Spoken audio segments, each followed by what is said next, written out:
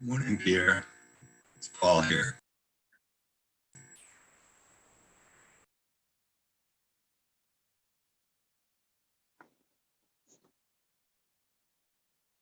Morning, sir. We hear you loud and clear.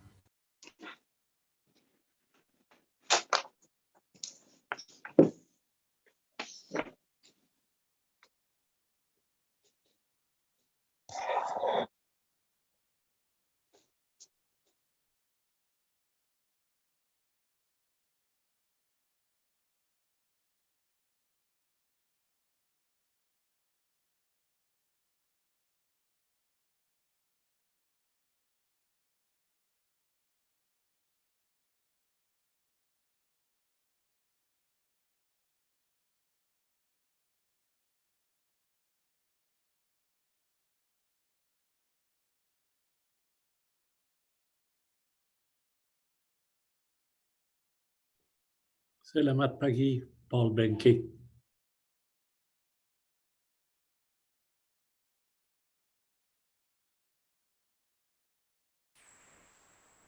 Sorry, please repeat. I missed that. I said good morning to you, Jean-Marc. Good morning, Jean-Marc. And thank you very much. I got your card, the first one to arrive, the first holiday card. My pleasure.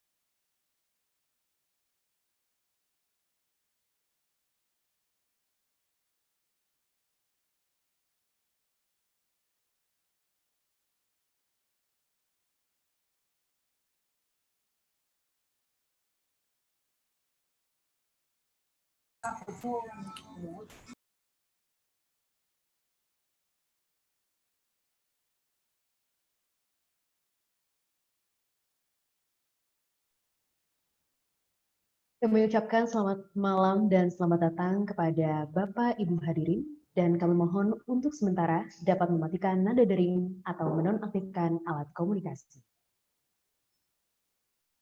Menyanyikan lagu kebangsaan Indonesia Raya. Hadirin dimohon berdiri.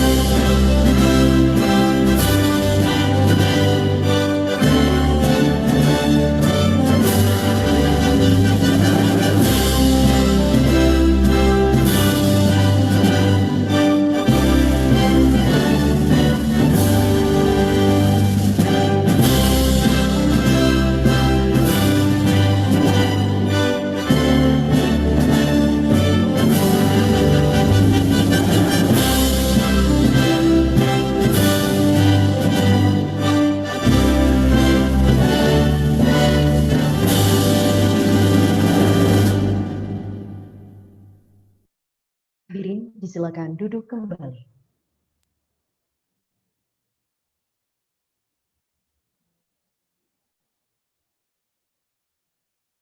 Assalamualaikum warahmatullahi wabarakatuh.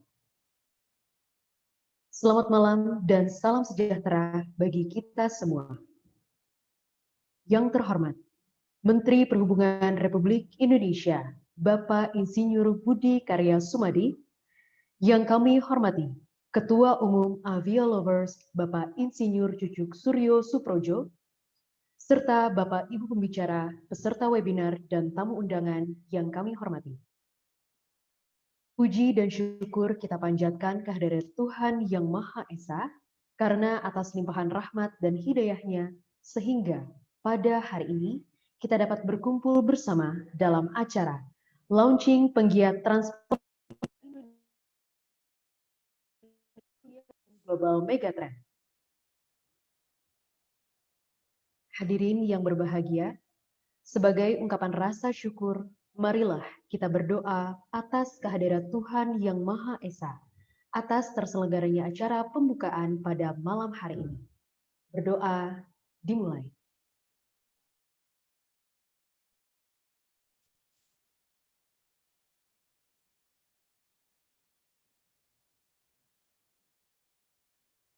Selesai. Hadirin yang kami hormati, acara selanjutnya yaitu laporan Ketua Umum Avia Lovers kepada Bapak Insinyur Cucuk Suryo Suprojo. Dengan hormat, kami silakan. Yang saya hormati Bapak Menteri Perhubungan Republik Indonesia, Bapak Direktur Jenderal Perhubungan Udara Republik Indonesia, Bapak Kepala Badan Pengembangan Sumber Daya Manusia Perhubungan Republik Indonesia, Direktur Utama Rom Angkasa Pura I, Direktur Utama Angkasa Pura II, Direktur Utama Perum LPPN PI Airnav Indonesia, Direktur Utama PT Generale Indonesia, Ketua Umum Indonesia Air Carrier Association INACA, para pejabat di lingkungan Kementerian Perhubungan, para ketua umum asosiasi di bidang penerbangan transportasi udara, para ahli hukum bidang penerbangan, para akademisi, serta para hadirin yang berbahagia. The Honorable Special Guest and main speaker, who expert in the field of air and space law for webinar tonight.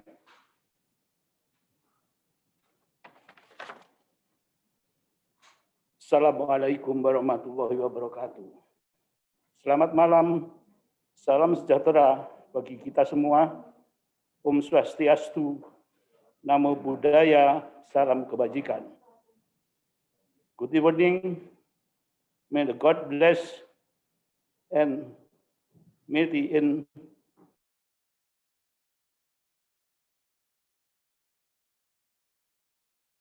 Namo Buddhaya and best wishes to us all.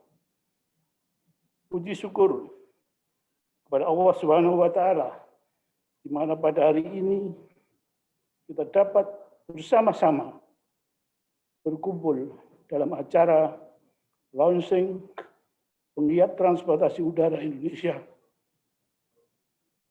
atau Indonesia Air Transport Transformation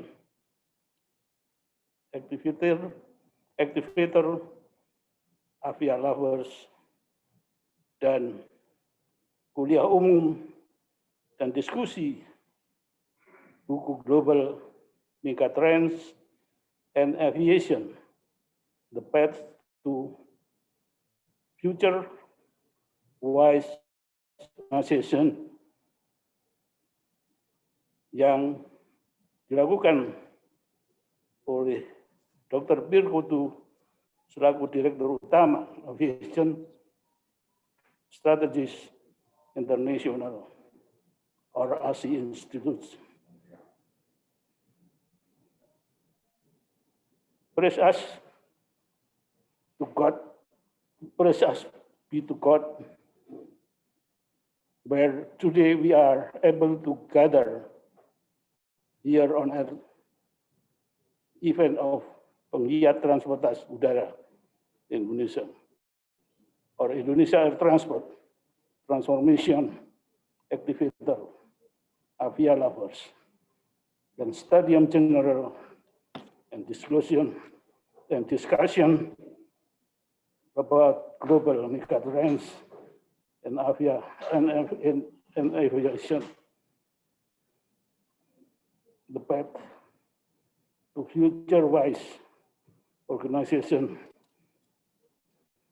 by Dr. Pierre Coutu as the President of Aviation Strategies International Institute.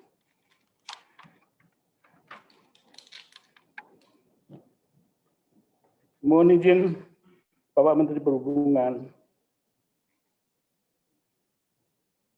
dan Bapak Ibu sekalian yang saya hormati.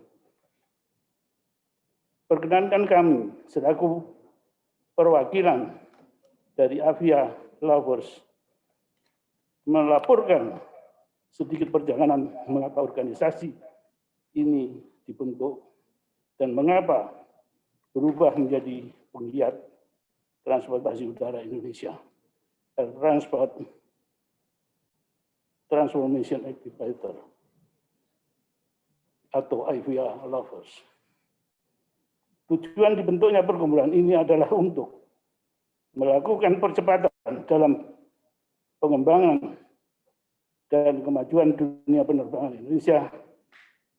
Avia Lovers senantiasa berupaya untuk memberikan kontribusi secara nyata guna mengelola ide-ide yang konstruktif, ilmiah, dan lugas bersama para pemangku kepentingan lainnya untuk memajukan penerbangan Indonesia. Harapan kami dengan adanya perkumpulan Avia Lovers ini dapat memberikan dukungan yang bersinergi dengan kebijakan yang telah ditetapkan oleh Kementerian Perhubungan. Harapan tersebut alhamdulillah gayung bersambut dengan berkenannya Bapak Menteri Perhubungan Republik Indonesia untuk memberikan sambutan walaupun dalam bentuk audiovisual dan sekaligus membuka acara langsung perkumpulan Avia Lovers pada malam hari ini. Kami laporkan juga kepada Bapak Menteri bahwa setelah acara launching dilanjutkan dengan acara webinar dengan tema kuliah umum dan diskusi buku Global Megatrends and Aviation, The Path to Future-Wise Organization,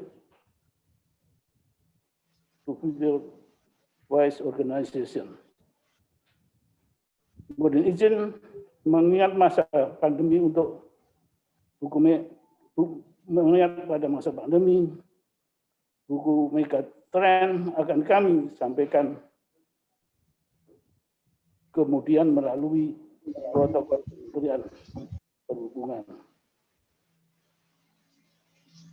Webinar pada malam ini sengaja kami gabungkan dengan acara launching selain memperkenalkan perkumpulan Avia Lovers, juga dalam rangka memperingati hari ulang tahun penerbangan internasional tahun 2020. Selanjutnya, sedikit kami sampaikan bahwa webinar pada malam hari ini membahas terkait megatrend yang tidak berkembang dan telah menyebabkan distorsi yang signifikan dalam sistem penerbangan. Pertumbuhan kelas menengah dikombinasikan dengan pertumbuhan maskapai penerbangan berbiaya murah telah menciptakan isu kapasitas, kemacetan, penurunan tingkat pelayanan, dan penundaan di banyak negara dalam beberapa kawasan. Meningkatnya frekuensi cuaca buruk dan bahkan penyakit pandemi karena COVID-19 telah mengganggu operasi penerbangan di seluruh dunia.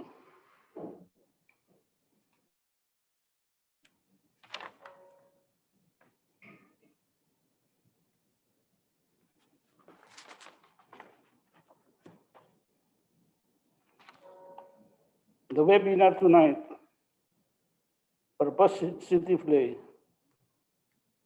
combined with this launching event, besides introducing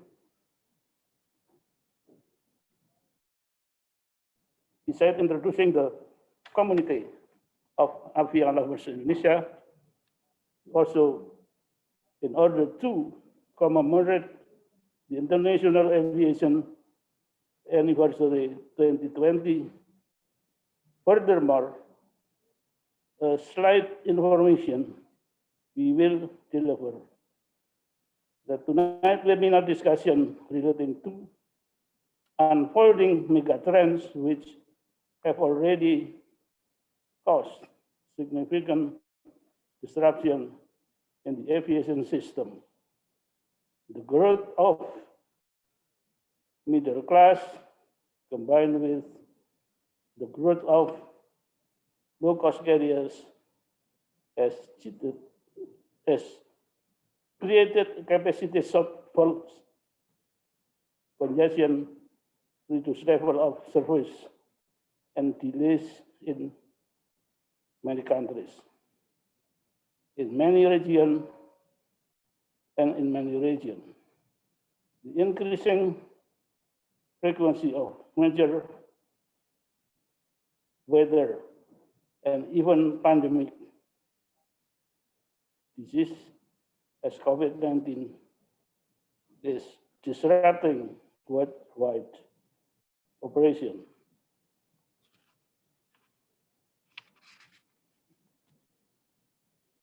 Acara webinar malam ini, alhamdulillah, dari semua yang diundang menyatakan kesanggupan untuk kehadirannya dan atau mewakilkan dalam hal tidak bisa hadir.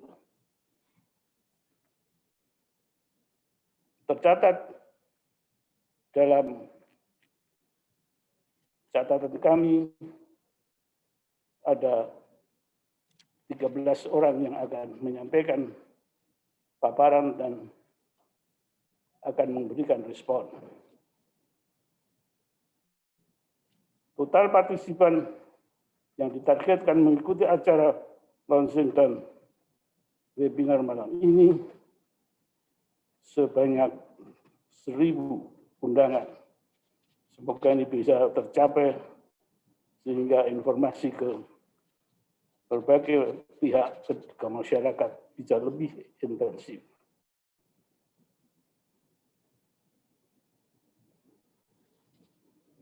Adapun narasumber yang akan memperkaya acara kuliah umum pada webinar malam ini adalah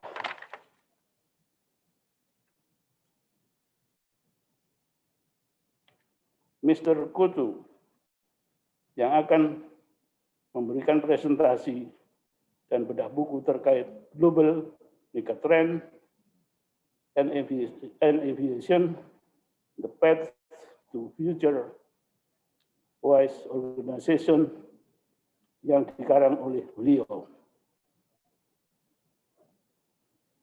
Mr. Dr. Pierre Coutu will provide us his presentation and book review relating with the global megatrends and aviation, the path to future wise organization, which narrated by him.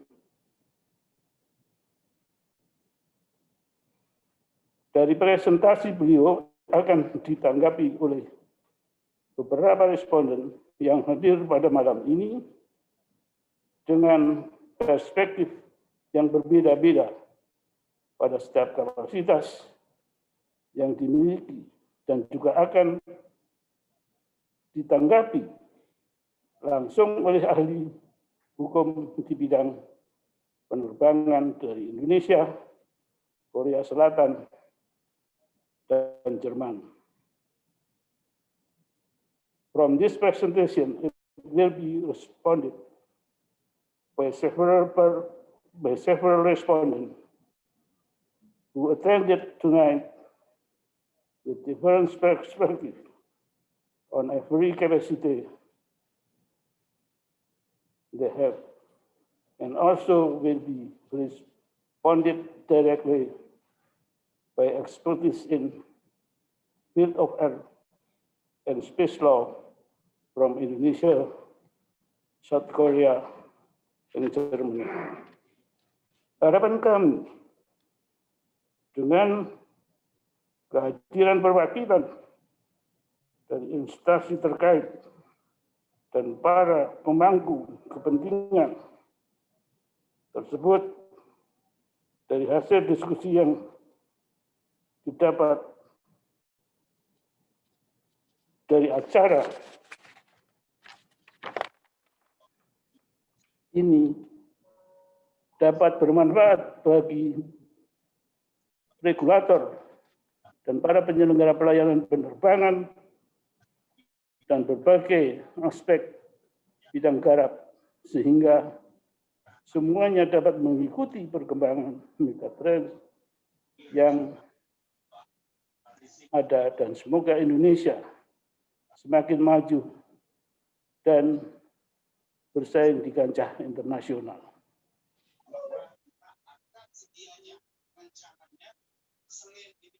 Good evening. May the goodness and mercy be with us tonight. Om Swastiastu, Namo Buddhaya, and best wishes to us all. Demikian sambutan yang saya berikan, semoga membawa pengantar kepada masuk acara yang resmi dengan lebih baik. Terima kasih. Kami ucapkan terima kasih kepada Bapak Insinyur Cucuk Suryo Suprojo. Hadirin yang kami hormati, selanjutnya marilah kita ikuti bersama sambutan dan pembukaan oleh Menteri Perhubungan Republik Indonesia, Bapak Budi Karya Sumadi.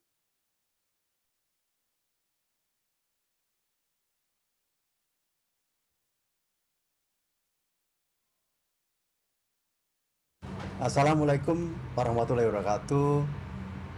Salam, Om Swastiastu, Namo Buddhaya, dan salam kebajikan. Yang saya hormati Bapak Cucuk Suryo Suprojo, Ketua Umum Penggiat Transportasi Udara, Indonesian Air Transport Transportation Activator, Avia Lover, Bapak Novi Rianto, Dirjen Perhubungan Udara, Kementerian Perhubungan, Pak Sugiarjo, Kepala BPSDM, Kementerian Perhubungan, Pak Pierre Coutu, Presiden Aviation Strategis International ASI Institute, Montreal, Kanada, Bapak Faik Fahmi, Dirut daripada Angkasa Pura 1, Bapak Muhammad Awaludin, Dirut AP2, Bapak Muhammad Praminto Hadi Soekarno, Dirut Airnav Indonesia, Bapak Elvin Guntoro, Dirut dari PT Dirgantara Indonesia, Bapak Irfan Istia Putra, Direktur Utama PT Garuda Indonesia, Bapak Denon, Ketua Inaka, Bapak Aven Sena, Atasnya Hubungan Perwakilan di AKIO, tamu ahli hukum penerbangan dari seluruh Indonesia, Korea, Jerman, dan yang lain. Special guest, Air Petis, Field Air Space Law from Indonesia, South Korea, and Germany. Bapak Prof. Martono, Mr. from Do Kwan Kim, and Mr. Professor Dr. Stephen Hope. We place our attendance in our seminar. Thank you. Seluruh peserta webinar yang berbahagia, transportasi udara merupakan sebuah sistem yang terdiri dari industri transportasi udara, industri bandara, industri jaya navigasi, industri manufaktur pesawat udara, masing-masing berinteraksi jadi satu sama lain, memegang peran penting dalam mendukung perekonomian Indonesia. Pertumbuhan perekonomian dari sektor penerbangan merupakan salah satu kontributor dalam perekonomian nasional. Bisnis penerbangan berperan penting untuk dapat menjamin rantai pasok dan menjaga entitas perekonomian bagi industri lain, seperti industri pariwisata dan perhotelan. Meskipun saat ini pandemi COVID-19 telah memberikan dampak yang sangat signifikan bagi industri penerbangan secara global, termasuk juga di Indonesia. Berbagai mitigasi telah dilakukan oleh industri penerbangan nasional untuk dapat menyikapi dampak pandemi COVID-19, serta selalu berupaya agar operasi penerbangan dapat tetap berjalan dengan aman bagi pengguna jasa penerbangan secara perlahan. Industri penerbangan nasional telah membuktikan mampu bangkit dari keterpurukan. Berdasarkan data statistik dari Airnav Indonesia tanggal 16 Oktober 2020 tentang pergerakan pesawat udara, data tersebut menunjukkan bahwa total pergerakan pesawat udara berkisar 80.000 pergerakan pada bulan September 2020. Hal tersebut menunjukkan peningkatan yang signifikan dalam 4 bulan terakhir. Momentum ini merupakan waktu yang tepat bagi kita untuk bersama-sama mengkaji dan saling bersinergi dalam menghadapi pandemi COVID-19, serta mempersiapkan masa depan transportasi Indonesia agar tetap kuat dan siap menghadapi berbagai tantangan ke depan. Sebagai industri dunia penerbangan melibatkan berbagai pihak di dalamnya, mulai dari pemerintah sebagai regulator, bandar udara, navigasi penerbangan, maskapai penerbangan, dan masyarakat sebagai konsumen maupun sebagai pencinta penerbangan. Oleh karena itu, pembangunan industri penerbangan nasional harus berjalan bersama, bersinergi untuk merecovery industri penerbangan nasional. Sejalan dengan itu, maka saya menyambut baik kehadiran penggiat transportasi udara Indonesia atau Indonesia Air Transport Transportation Activator Avia Lover sebagai bentuk langkah yang tepat dan strategis dalam memberikan masukan yang konstruktif guna memperkuat industri penerbangan Indonesia. Peran penggiat atau Indonesia Air Transport Transportation Activator sangat dibutuhkan sebagai mitra pemerintah, memberikan masukan, mengambil keputusan kebijakan yang tepat bagi kemajuan industri penerbangan Indonesia. Mewakili Kementerian Perhubungan, kami sangat mengapresiasi kontribusi nyata dari rekan-rekan dalam memberikan support dan perhatian bagi pemerintah. Maka dengan ini saya Menteri Perhubungan Republik Indonesia secara resmi menerima penggiat transportasi udara Indonesia atau Indonesia Air Transportation Activator sebagai mitra pemerintah dalam mewujudkan industri penerbangan nasional yang kompetitif dan maju. Kami tunggu peran rekan-rekan agar tetap aktif mendukung pemerintah agar ikut memajukan industri penerbangan Indonesia. Jaya terus penerbangan Indonesia. Sekian, terima kasih. Wassalamualaikum warahmatullahi wabarakatuh. Salam, Om Swastiastu, Namo Buddhaya, dan salam bajikan.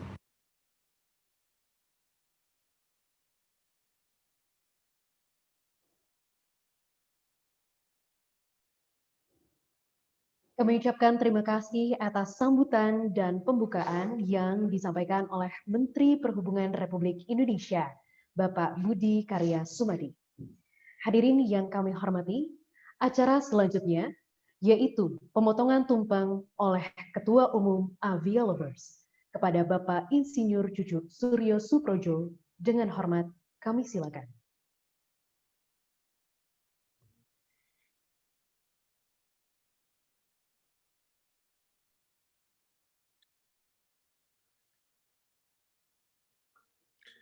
I guess it is my turn to present. Can you hear me well? Can someone tell me if you hear me well? Yes. Okay.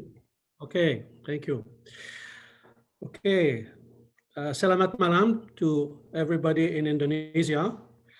And thank you, Baba Cucuk, for Excuse me, sorry, Mr.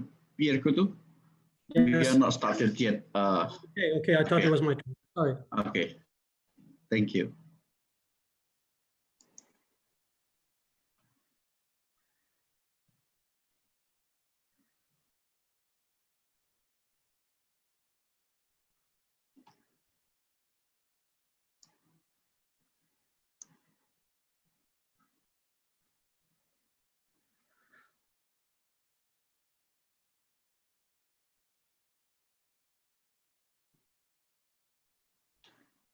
Ya, kita berikan tepuk tangan kepada Bapak Cucu Suryo Suprojo atas pemotongan tumpeng yang dilakukan pada malam hari ini.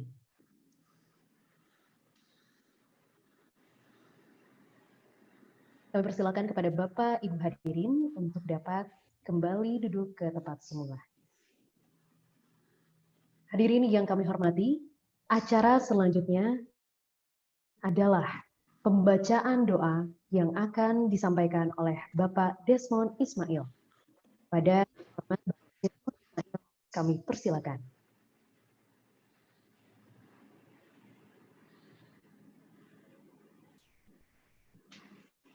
Assalamualaikum warahmatullahi wabarakatuh. Bapak dan Ibu peserta webinar dalam acara launching Avia Lovers dan Studium Generale serta diskusi Global Megatrends in Aviation, the Path to the Future Wise Organization. Marilah kita berdoa menurut agama masing-masing. Saya akan memimpin dalam agama Islam.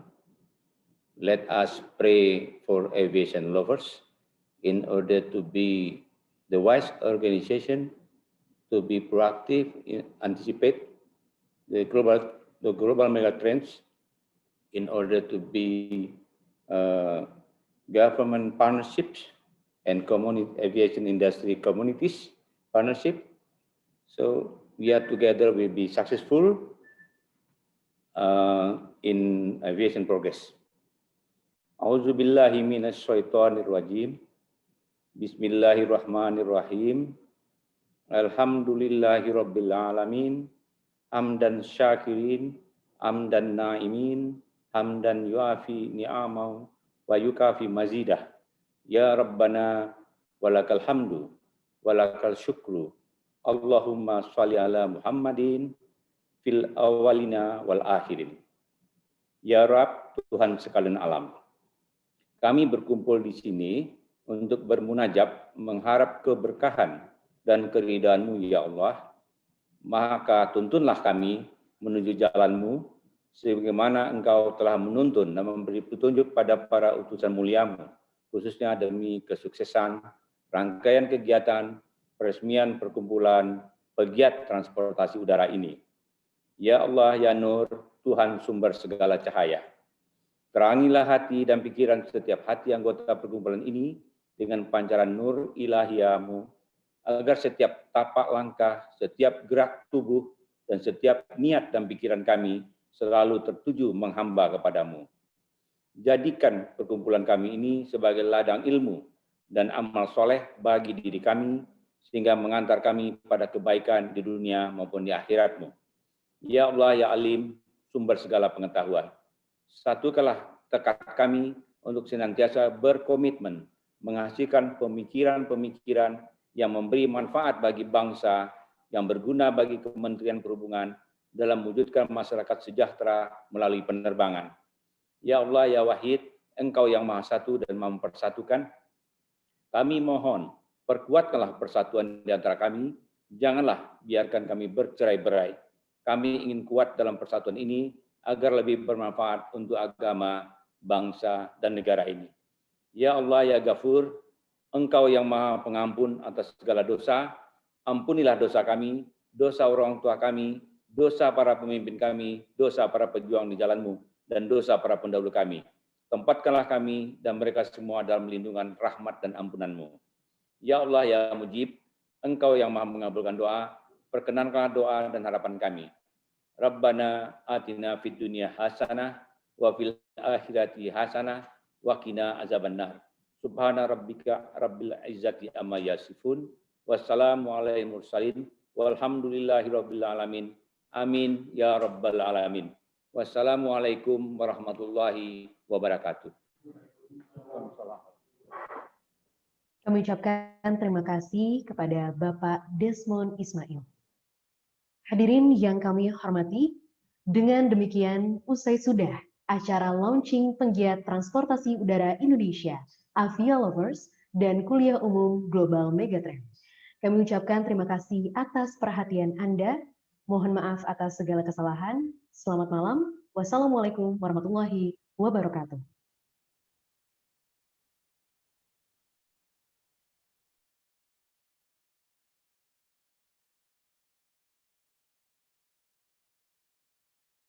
Warahmatullahi wabarakatuh.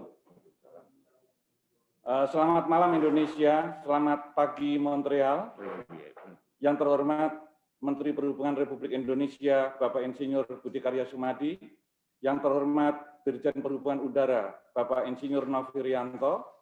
Yang terhormat Kepala Badan Pengembangan SDM Perhubungan, Bapak Insinyur Sugiharjo. Yang terhormat Ketua Umum Pegiat Transportasi Udara, Bapak Insinyur Cucuk Suprojo.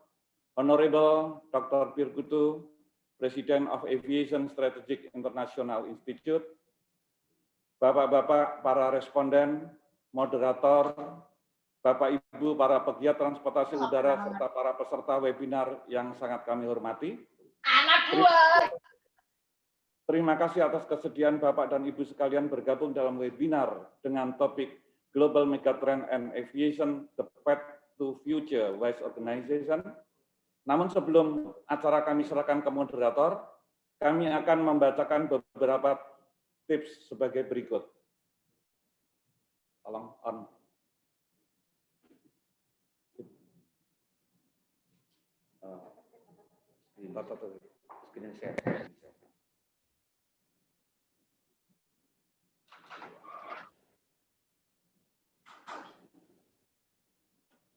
For optimal viewing, access the webinar using a computer with a high-speed internet connection and audio speaker.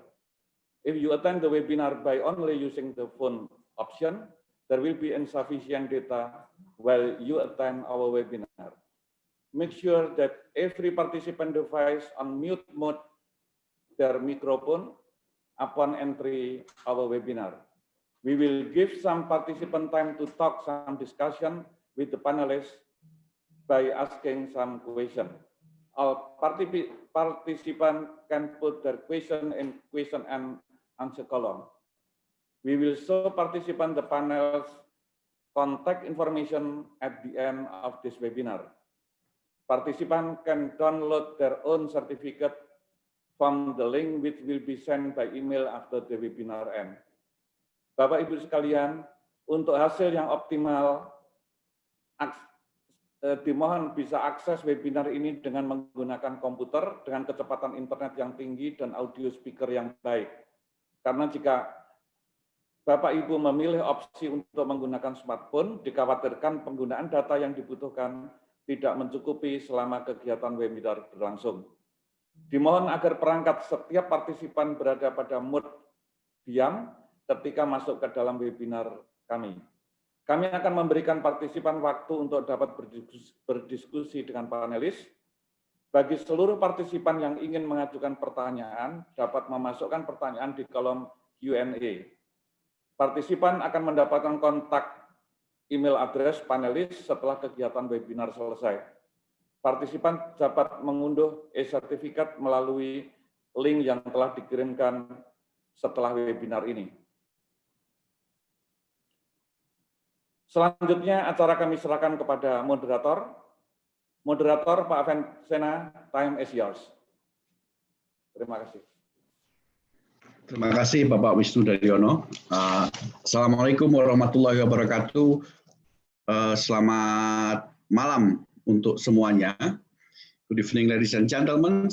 Selamat datang pada acara Avia Lovers Indonesia Studium General Discussions Global Megatrend and Aviation tepat to future-wise organizations. Yang kami hormati Bapak Menteri Perhubungan Republik Indonesia, Bapak Insinyur Budi Karya Sumadi, Bapak Insinyur Novirianto sebagai Direktur Jenderal Perhubungan Udara, kemudian Bapak Sugiharjo selaku Kepala Badan Pengembangan SDM Manusia Perhubungan Republik Indonesia, Honorable Dr. Pierre Coutu as the President of Aviation Strategic International, and dear all of the respondent and participants. Hari ini karena jumlah dari speakers maupun respondennya cukup banyak, sebelumnya kami akan melakukan greeting dulu untuk memastikan kehadiran para speakers maupun responden. Kami menyapa yang pertama Dr. Pierre Coutu. Good morning, Dr. Pierre Coutu. Good morning. Okay, I want to greet you. Make sure that you are there and you're ready for this session.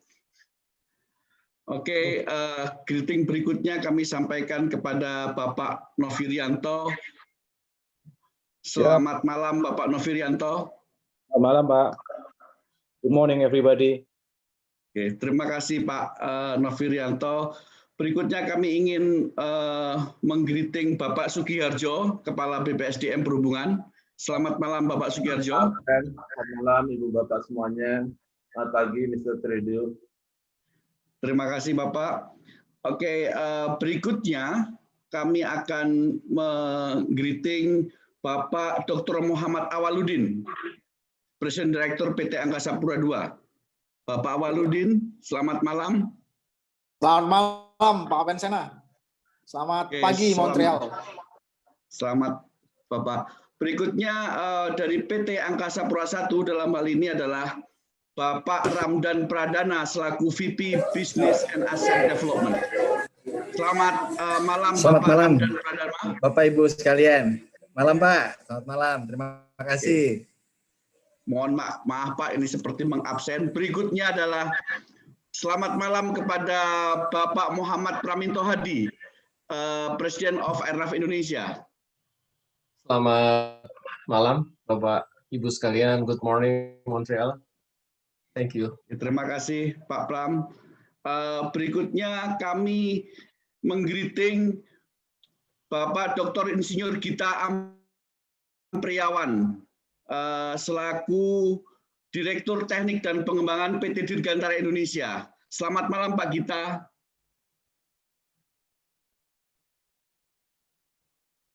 Oke, selamat malam Pak Gita. Oke, mungkin beliau masih dalam proses. Berikutnya kami akan menggreeting yang berikutnya yaitu Bapak Irfan Setiaputra, Direktur Utama dan CEO PT Garuda Indonesia. Selamat malam Pak Irfan. Selamat malam. Mohon maaf nih posisi video off lagi di jalan. Terima kasih. Terima kasih Pak. Berikutnya Ketua Umum Indonesia Air Carrier Association. Selamat malam Pak Denon Prawiratmaja. Selamat malam Pak Bencana. Good morning Montreal. I want also to greet Profesor Martono. Malam. Selamat malam Pak Prof. Another greeting to Professor Dr. Du Hwan Kim, our expert from South Korea.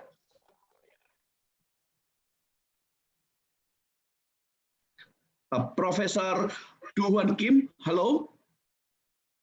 Are you there? Oke, mungkin masih dalam proses connection. We also want to greet Professor Stephen Hobe, our expert from German.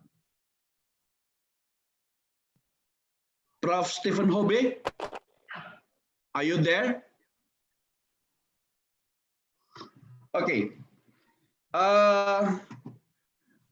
To make long story becomes short, I would like to introduce our main speaker, Dr. Pierre Coutu. Dr. Pierre Coutu is a founding president of Aviation Strategic International, ASI, in Montreal, Canada. Dr. Coutu has been executive in charge of the Global ACI IQ Airport Management Professional Accreditation Program, or AMPAP. So, to make long story become short, I'm inviting Dr. Pierre Coutu to start your Studium Generale. So according to the message given to me, you are invited to have 40-minute maximum of your speech. Dr. Pierre Coutu, the meeting is yours. Terima kasih, Dr. Again, selamat malam to all friends in Indonesia. Thank you very much for the Indonesia Aviation Lovers Association, Bapak Cucuk, for inviting me to present today on this topic. And I salute all the executives from the aviation sector in Indonesia, from the ministry, from the airports, from the airlines, from the education sector. And I hope that we can have an interesting discussion.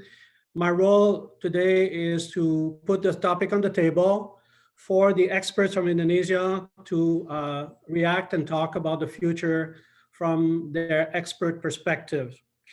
The presentation PowerPoint will be in Bahasa, and I will speak in English. The presentations will be available after that in English version and in Bahasa version through the Indonesia Aviation Lovers Association. So let's start now. Let me share my screen. The host has disabled my screen sharing. I need the host to reestablish my screen sharing so that I can share my presentation. Can someone do that for me? Okay, thank you. Terima kasih. Okay. I assume you can see my screen. So this is why I have two black bars on the side of my screen when I speak, because this is a photo over Indonesia from an aircraft window.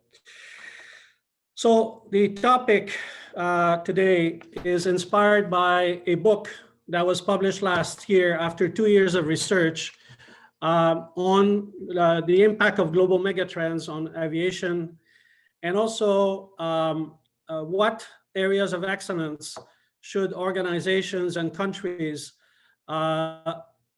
undertake and work on in order to try to face the turbulent future in a more solid way. So that's why the path to future-wise organizations. So megatrends, first of all, we have to define them. They are not, if defined properly, they're not that many, because megatrends, they are global. They have an enormous impact on the entire world. They affect labor, they affect assets, they affect infrastructure, systems, processes, they affect the political dimension, the corporate structures, and even human existence. So it's broad. And the potential impacts of megatrends is huge. Taken individually, but taken all together, it's even worse. So huge that in many cases, unfortunately, is being ignored because it's so complex. So what are we going to try to discuss today? We're going to talk about the various megatrends, try to highlight them a little bit and define them a little bit. But what is more important, we have to bridge into what do they mean for aviation in terms of infrastructure, but especially also in terms of competencies of the future, the human side of all of this.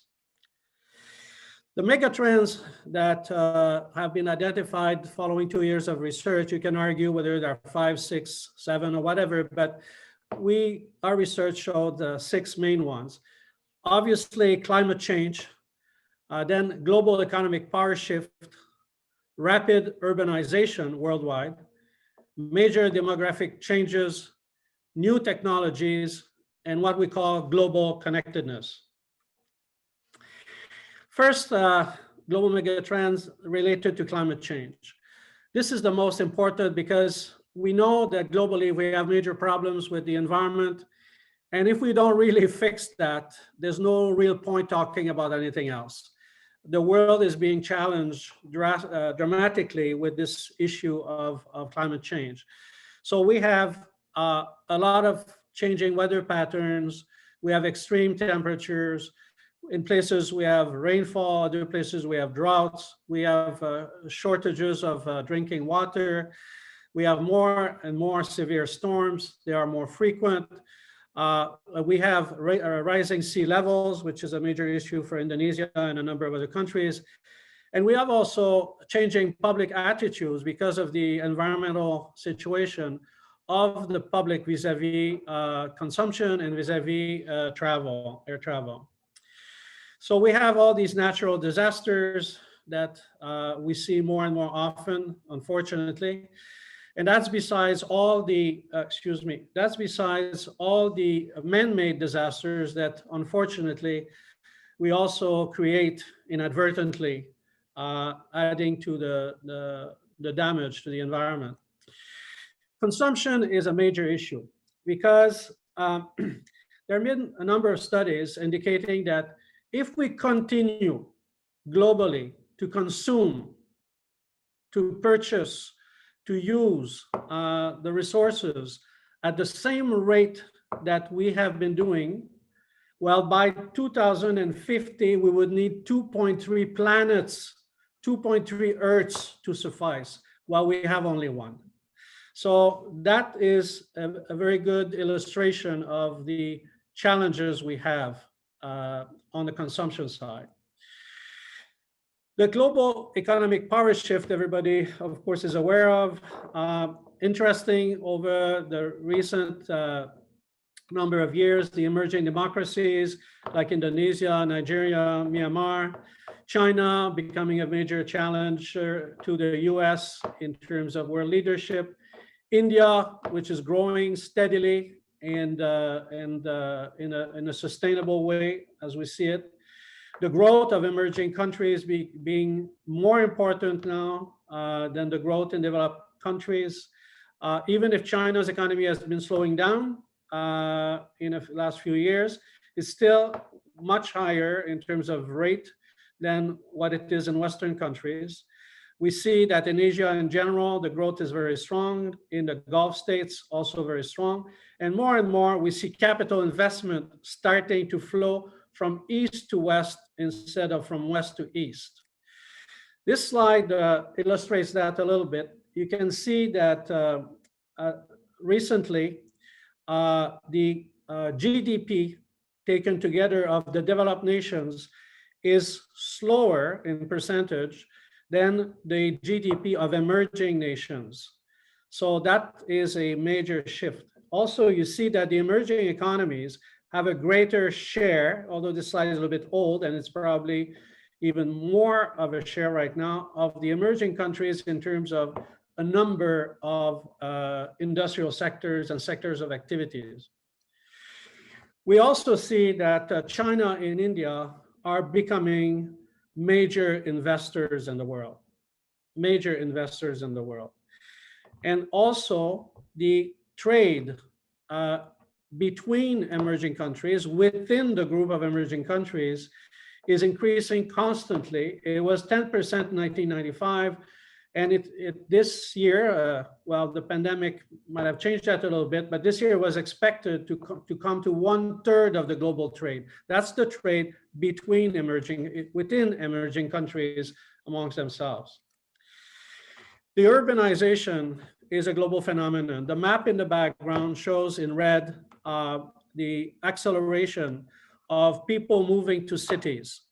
And it happens less in green parts of the world, but you can see that it's shaping up, that more and more people moving to urban areas to find jobs, to get better education and what have you. But it creates a tremendous impact on the infrastructure in those cities. It has an impact on the social changes, social tensions, and we have more and more scarcity of land around those big cities. If we take the cities that have more than 10 million inhabitants, well, in 1985, there were 28 of them. And today, there are over 60 of them. So this phenomenon is global and moving fast. We also have the emergence of smart cities, Jakarta being one of them. So a number of cities have started to compete to become modernized, to use technology, to provide a better environment for their citizens, to operate more smoothly. And so there is collaboration on this. There's also competition on this. From Singapore to Lagos to New York, this is an important phenomenon now. Demographic changes. Well, everywhere in the world, of course, the population is growing and growing fast. But what we see, as you know, is we have more of a proportion of older people growing than younger people. So we have an inverted pyramid developing in many parts of the world. And this aging population, because people, among other things, live longer, families also have fewer kids. So there are a number of reasons for that. One of the problems is people live longer, but they don't necessarily live longer in good health. And some people connect this to some problems with the environment. We don't know for sure, but this is something. We also have major migrations around the world caused by political situations, but also caused by problems with the environment. And what we have is an evolution of the kind of people that travel and their needs, among other things. The new technology, well, we're all familiar with it in terms of we hear about it and sometimes we experience it ourselves, but we have a very rapid growth of the information technology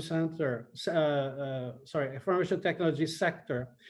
We also have improvements in decision support systems. So we as humans get more and more fed information that is analyzed through artificial intelligence eventually in order for us to make better decisions. That's growing rapidly. Robotics and automation, well, we know all about this. We have the issues of automated air traffic control being discussed, going to one pilot on commercial planes. We have the issue of airside operations being fully automated at airports eventually, maintenance vehicles, loading bridges without attendants. We have also the virtual reality. We have the nanotechnology, meaning that we're miniaturizing more and more a lot of the equipment. We have biotechnology. An example is the new vaccines.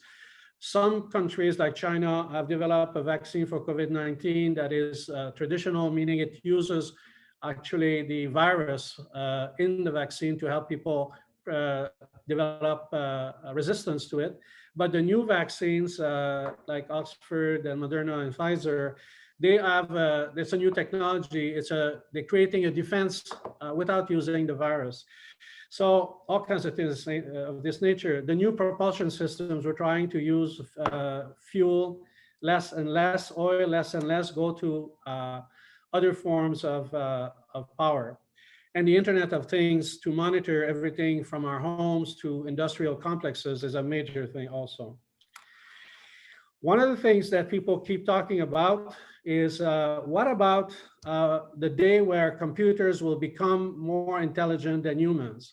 Well, we've been talking about this, authors have been talking about this for many, many years, and the date at which this is going to happen gets pushed in time, pushed in time, pushed in time. So this is an interesting discussion, but a little bit theoretical for now. What's more interesting is between now and the time that computers might become more intelligent than humans, if it ever happens, there is this growth of very fertile cooperation between the human minds and informatics and the computers.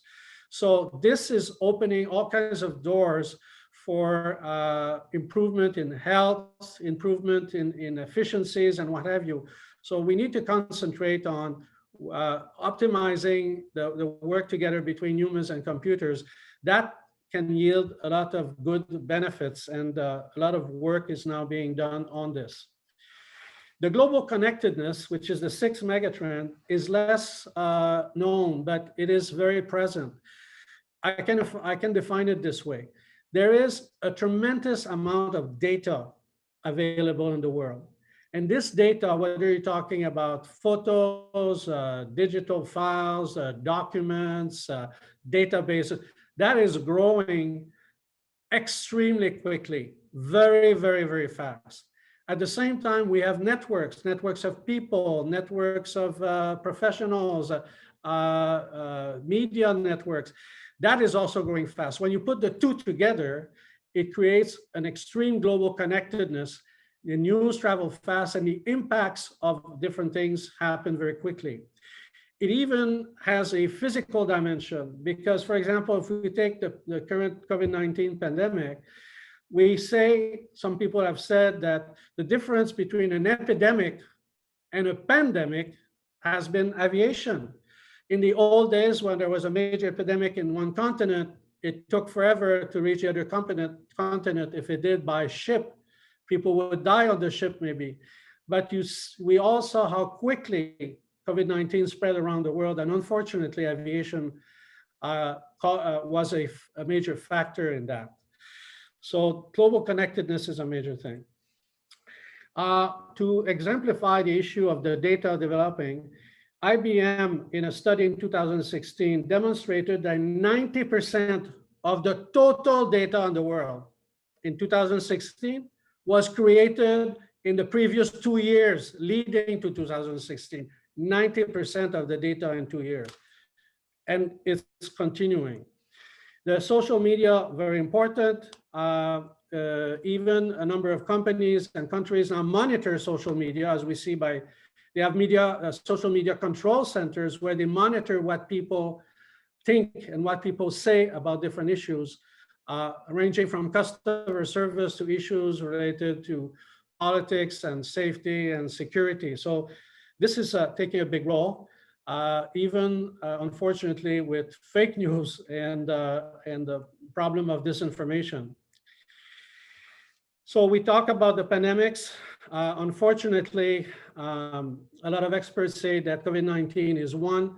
There might be others in the future, and we have to learn from the lessons that we can with what's happening right now and how we organizing as a new approach to deal with that.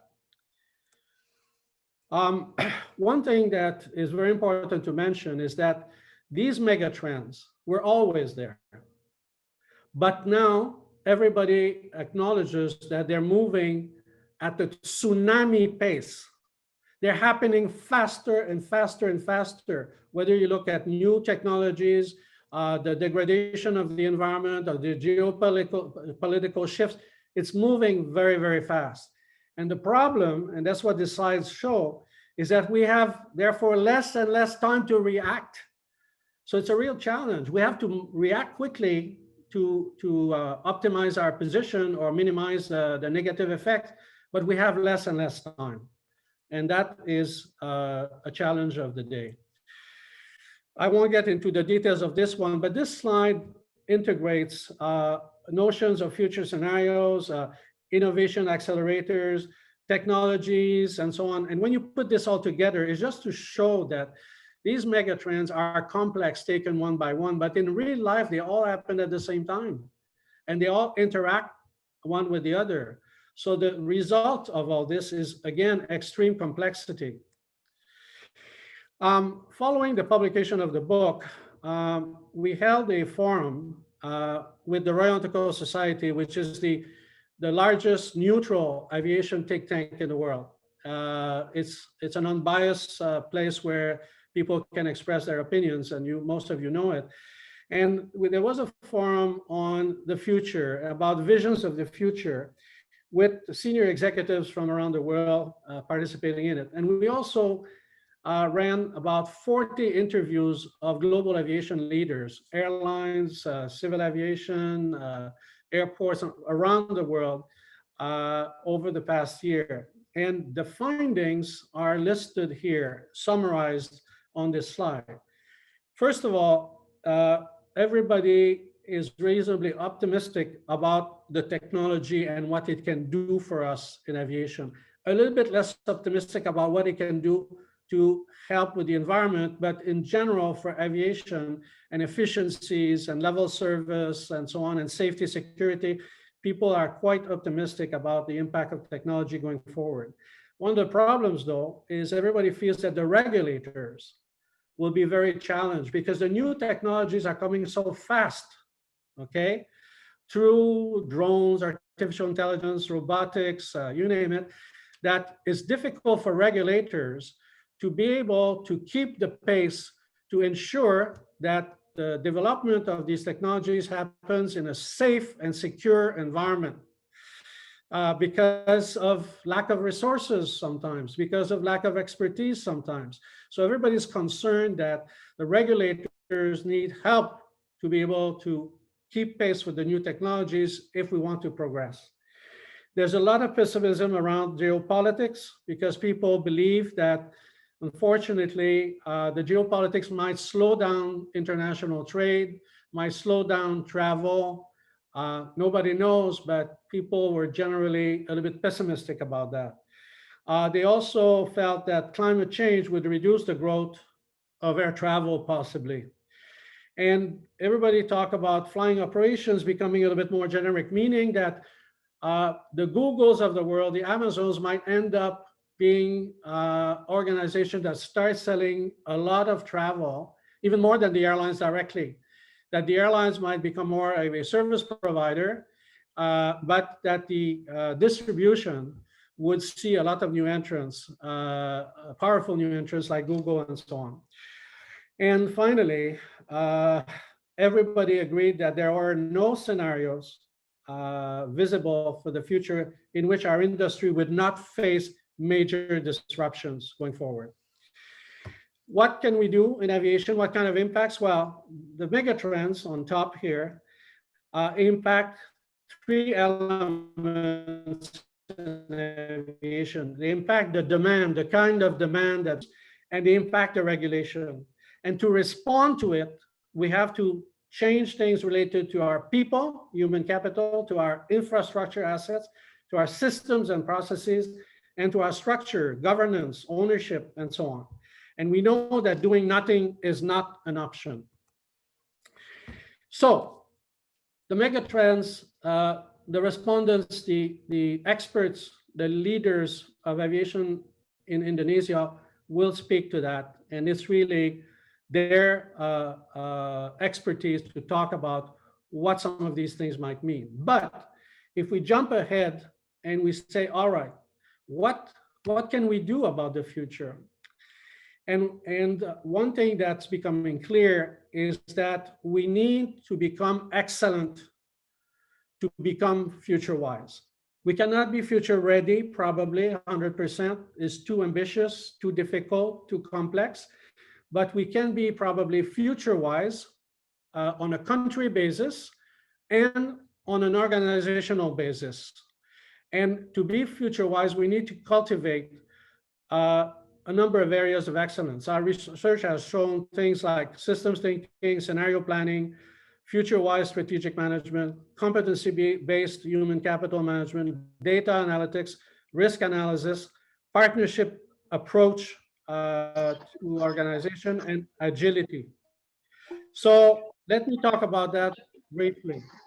Systems thinking, of course, what it means is that we have to be able to look, when we do things, to look at the aviation as a system. We cannot think in silos. Aviation, everybody is specialized. Unfortunately, and actually we see that the impact of that with the pandemic. Someone has a microphone.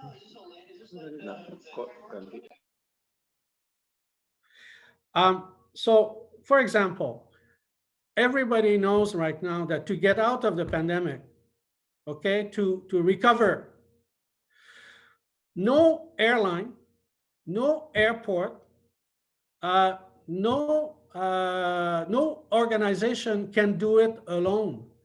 It requires extreme coordination between all the players. So the role of the governments, of civil aviation administrations, becomes extremely important in helping the coordination of the recovery. Yes, ICAO, IATA, and all these people worldwide have some guidance, but the guidance is generic. It has to be applied in each country. Each country is different. Each country has different characteristics. So it's very important to have a systemic view of things. Scenario planning. We've been talking about scenario planning for years, but now we're talking about a very new way of doing it. We have to look at scenario planning in a more upfront way. If you look at the bottom of this slides, the two little graphs, we used to do scenarios based on trend analysis. That's where there's a big X now, because if there's something that is not a good indication of the future now, is the past. Forget it. So we have to try to imagine scenarios of the future and come from the future into determining what are the scenarios today and what should we do today. So it's from the future in and not from the past out. That's a major change. The other thing is that we're not talking about probabilities of scenario. It's too difficult. We have to talk about plausible scenarios, things that might happen. So the more you go out, you might talk about probability for next year, but after that becomes difficult. So the more you go into the future, the more nebulous it is, and you have plausible scenarios. And that impacts strategic planning, capital investment, financing decisions, and human resources planning. So another way to look at this is this slide. So when you look, when you want to do forecasting, it's for the short term, based on what you know today, with small variation, -10, +10. But the moment you want to look about the future, you have to envision multiple futures. You have to look at driving forces, and you have to be open to a number of possibilities, and you have to manage against a number of possibilities. This is an example. It might look a little bit complex, but not so complex. An example of scenarios.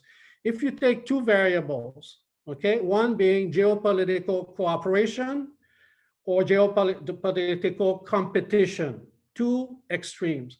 And then you have the climate, a climate that we manage, okay, in terms of managing the downsides, to a climate that is unmanaged. So right now, a lot of experts say that today we are a little bit into geopolitical competition emerging, and we're not really managing the climate as much as we would like to.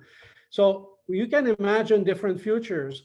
You can get worse on climate management and geopolitical competition, and you can get better in having more geopolitical cooperation and start managing the climate. But these are possible scenarios, and they're explained on the next slides. I don't want to go into the details, but you see, for example, hot and broken would be a situation where we have a breakdown of the United Nations, we have a breakdown of World Trade Organization, we have problems, continued problem with greenhouse emissions, and the technology develops, but it's not really good on climate change. And then as good as it gets would be, we're better. We really have better cooperation around the world, and we're starting to do something on the environment. So these are examples of scenarios. Now, the future-wise strategic management, what does it mean? It means that we don't do strategic management the way we did before. You have to really start at the contextual environment, at the big picture, and you develop scenarios based on the big picture. Once you have the scenarios, the scenarios affect the direct environment, what we call the transactional environment that is around our enterprises and our countries, the regulators, the employees, the immediate environment. And the strategy is at the intersection of the transactional environment and the organization using scenarios. So the big thing is that we have to do scenarios early, and this has this other kind of impact. I'll show you. You see, we have to do the scenarios early in the cycle of strategic management, much earlier, because some scenarios will indicate to enterprises that their mission, their vision is not valid anymore. It's not valid anymore. So if you don't do the scenario analysis and you have a multitude of scenario, you might have a big surprise. All right. So the lesson here is strategic management is based on scenarios, and scenarios done early. Human capital. Well, we might do fantastically well on infrastructure. We might do well on systems and technology. If we don't take care of the human capital competencies, it's not going to work, because we know already that the competencies of the future for aviation and other sectors will be very, very different than the competencies that we have now. We have new competencies that did not exist before. So the organizations are encouraged to develop what we call competency building master plans. Think of airport master plans. Airport master plans about infrastructure, it follows an ICAO recommended practice, as you know. It specifies what infrastructure is in place at an airport. It talks about what the demand for the future and how it might evolve. And then it projects what kind of infrastructure we have to have for the future. Think about it exactly the same way, but for competency building. We know countries have to determine what they have. They have to determine what competencies will be required in 10, 15 years from now, and they have to work on the gap. It has to be very formal process. So more and more people talk about competency building master plans for countries and for enterprises. It's not training plans, it's much more than that. Because you build a competency in many ways. You can appoint people, send them on assignments, the way you recruit, the way you use people that retire to keep some expertise, and so on and so on. So that is major. Data analytics, I don't have to tell you. We talk about the abundance of data, but we need to do something with it.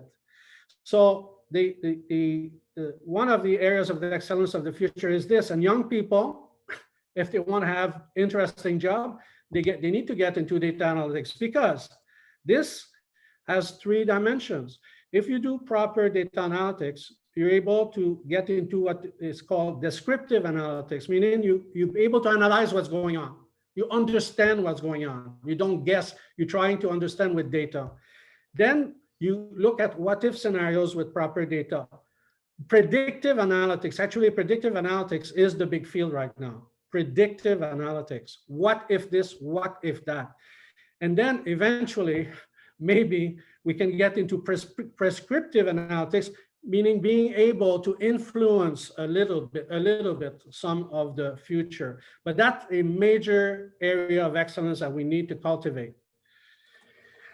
Risk analysis, well, we all know about this. We do risk analysis already, especially in the financial sector, in the investment sector, in the infrastructure sector. But this chart, which I won't try to explain, but was published in 2017 by the World Economic Forum, and it brings together, it'll be more readable when you get the presentation yourself, you can blow it up, but it brings together all kinds of risks that affect industries, whether it's environmental, social, whatever. So what we have to do now, we have to combine scenario planning and look at plausible scenarios with risk analysis. It has to be more powerful than before. This one, I think everybody understands intuitively, is the 7th area of excellence out of 8 that were identified in our research. No organization can face this turbulent, uncertain, unpredictable future without partnership. You partner with customers, you partner with suppliers, you might partner with competitors. Countries can partner on certain initiatives among themselves.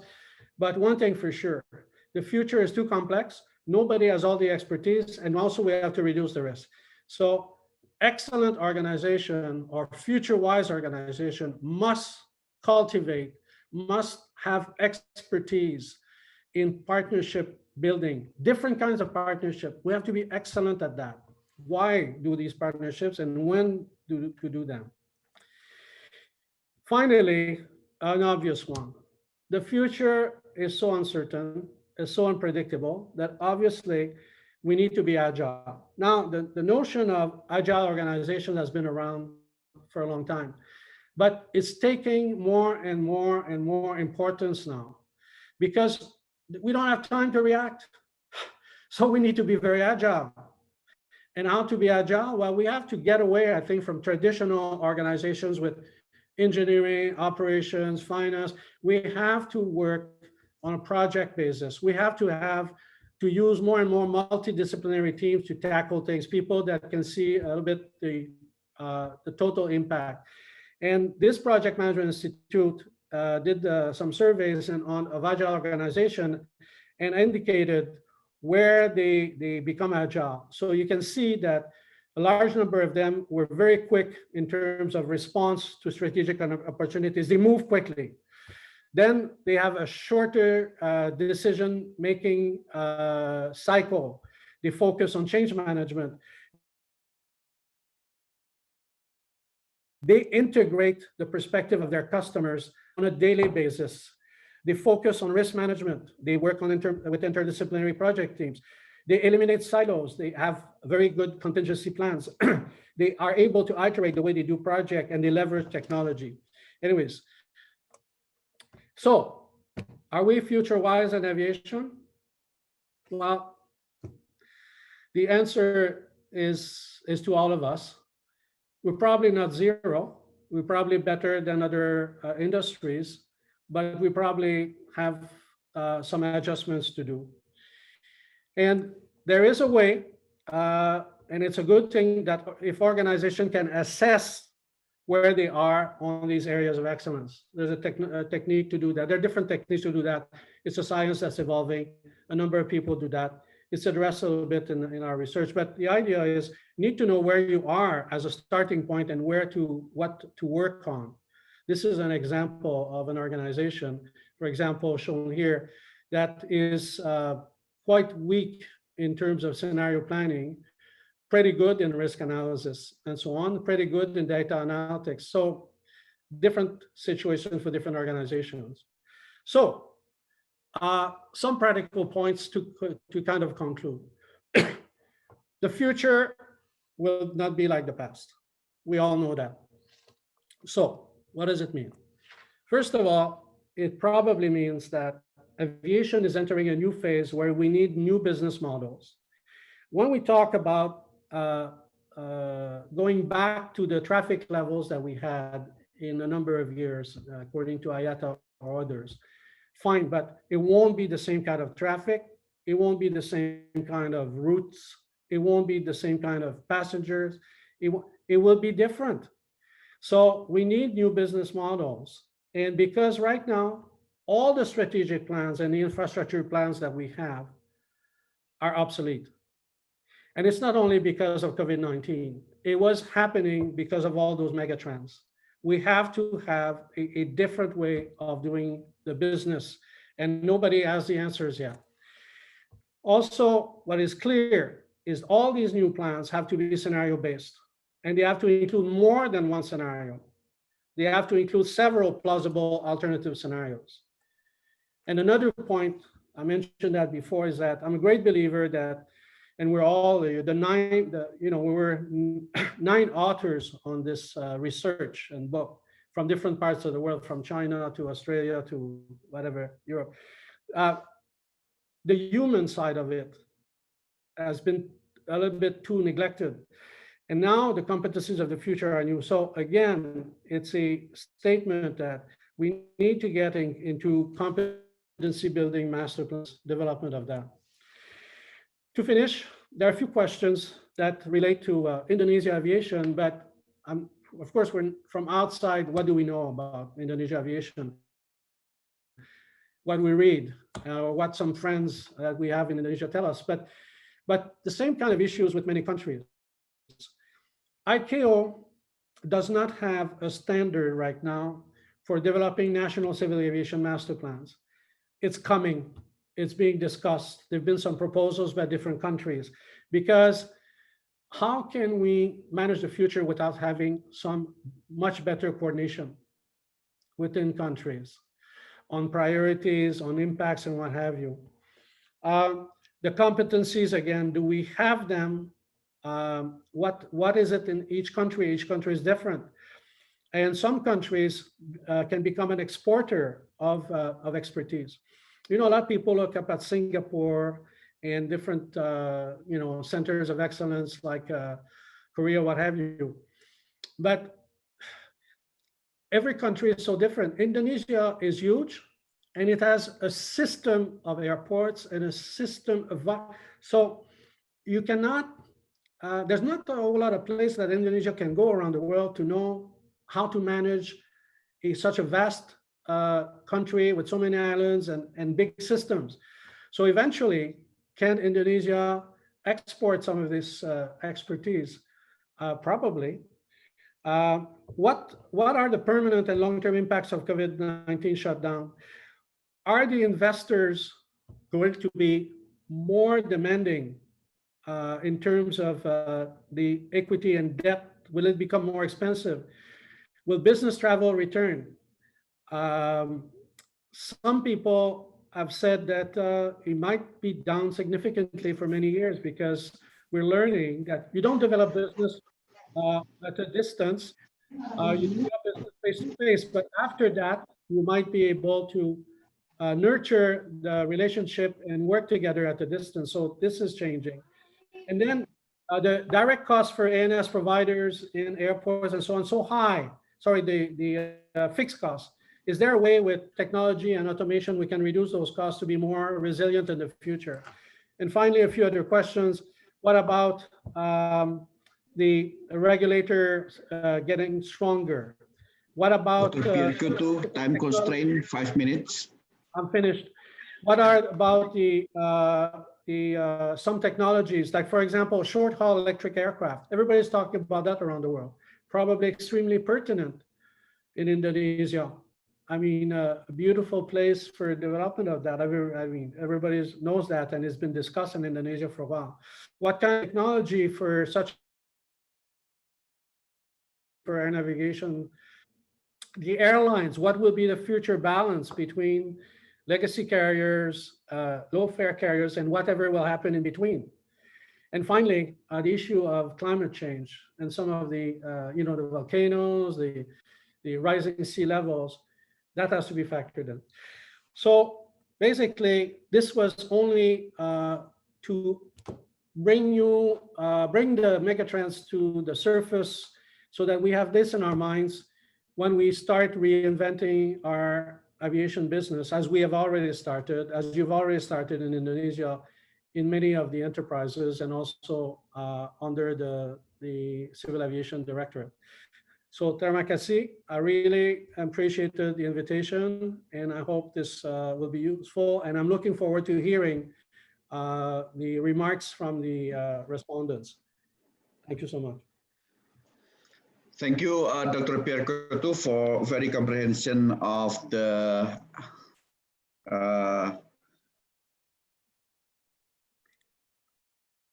your presentations. And we are inviting all of the questions to all of the participants that given to the LP3I or IALA. It will be emailed to Dr. Pierre Coutu, and we are hoping that Dr. Pierre Coutu are going to email back to the respondents.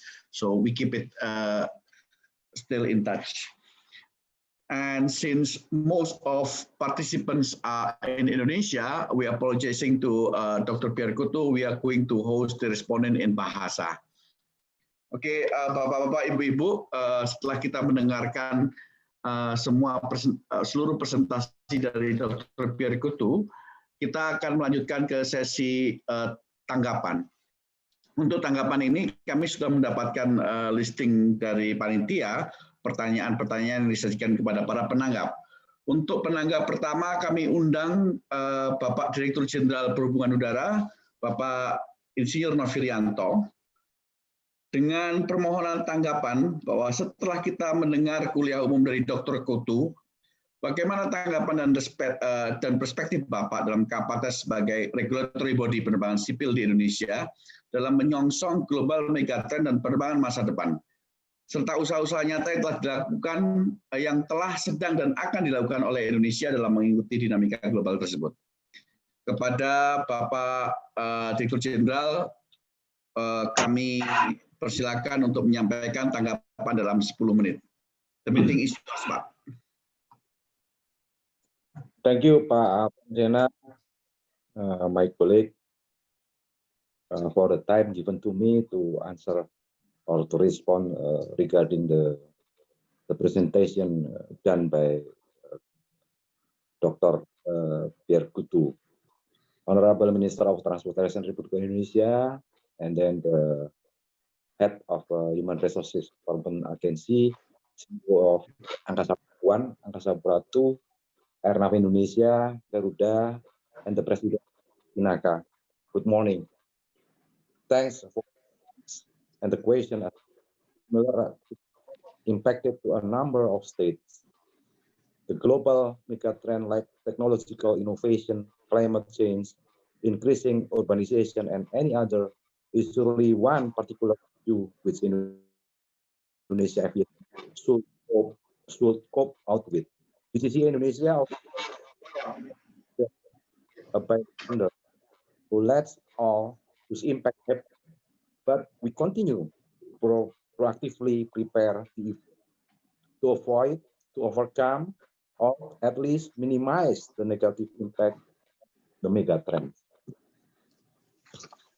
In relation to that, Indonesia continues effort to be ready for any megatrend as well as to reach what Indonesia had targeted.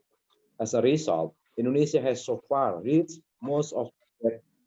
In the second quarter of 2020, the report shows that Indonesia reached, among others, reduce the number of accidents and incidents. Zero security threat with these last 3 years. The current megatrend which world is now facing, COVID-19, has definitely shown how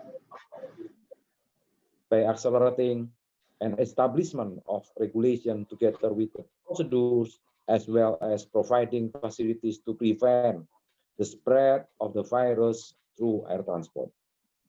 Reduction of greenhouse effect up to 70.80% by this 2020. The use of biofuel for aircraft since 2018 as the implementation of screen up your established Ministry of Energy and Resources. Renewable energy that is which is the solar cell has been installed, are now initiating the plan to develop the wind and hydro or solar. We also use the solar cell right now. Effort to improve traffic management system, the PBN, through technology and through technology. This is to increase the efficiency of system and procedure of navigation service as well, to get ready for the operation of aircraft with new generation technology. Indonesia has begun this since 2011 up to now. The effort have so far enabled Indonesia to reduce distance as well as economically and effectively reduce the use of fuel. The continuous implementation of Eco Airport, which cover the use of renewable energy through the use of solar cell as the source. Light emitter LED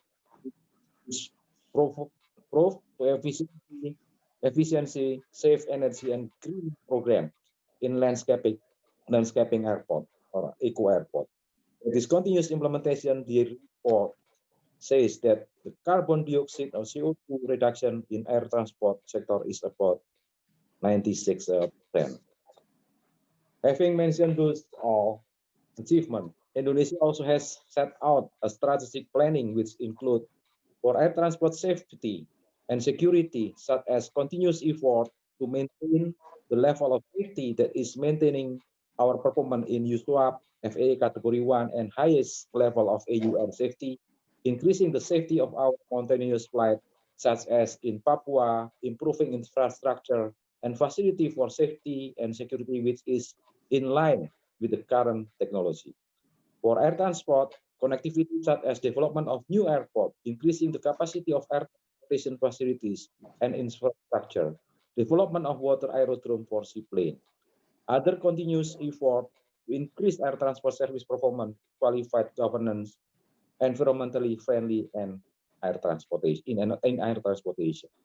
To sum up, referring back to the megatrend in aviation, we are pretty sure that we share the aim that the main issue is not only about how we manage the mega, which everybody would agree that they are uncertain and complex, but the thing is rather how to develop strategies to respond to of the mega, which are hoped to stabilize the business of the industry, to reduce passengers' inconvenience, and our primary objective that is to ensure safety, security, and also services, and right now, plus the healthy. Thank you very much for the time. Thank you, Pak Novirianto. Thank you for the all comprehensive and detailed explanations from Director General of Civil Aviation. And we continue to the second respondents, Head of Human Resources Development Agency, Bapak Sugiarjo. So the same questions, Pak, according to the perspective in Human Resources Development Agency, especially in civil aviation, what is your perspective, Pak? Pak Sugiarjo, the meeting is yours. Baik, thank you, the moderator, Mr. Avensena, and also very thank you for the excellent presentation done by Pierre Couture. Yeah, I underline that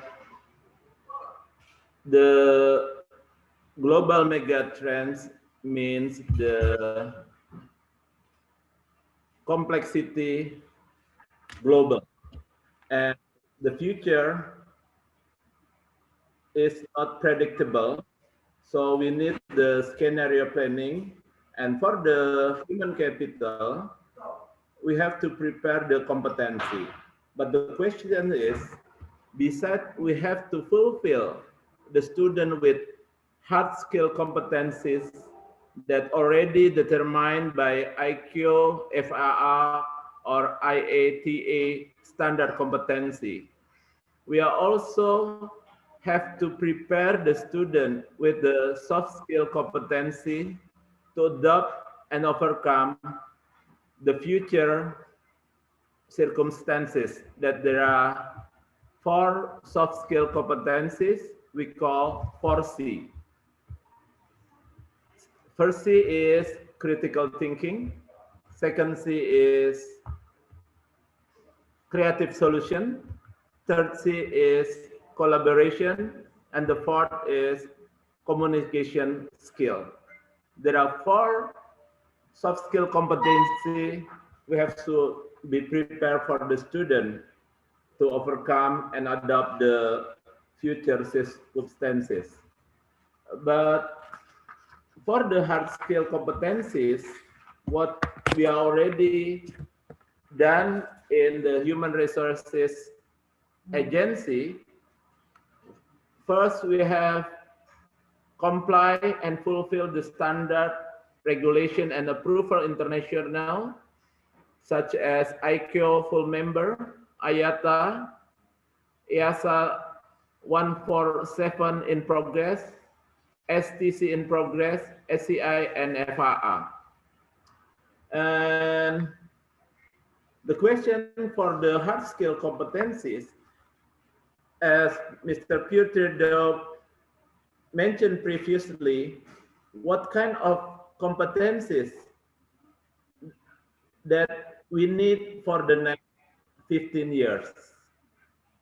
That's my answer. And also we have to make a collaboration with the airline, airport, air navigation, and also the regulators, because the next future we cannot do silo, but we have a collaborative with each other. I thank you. Yeah. Thank you, Pak Sugiarjo, for very comprehension of the response. So we have just listened the response of the Studium General from the authority side, from the Director General of Civil Aviation and Head of Human Resources Development Agency.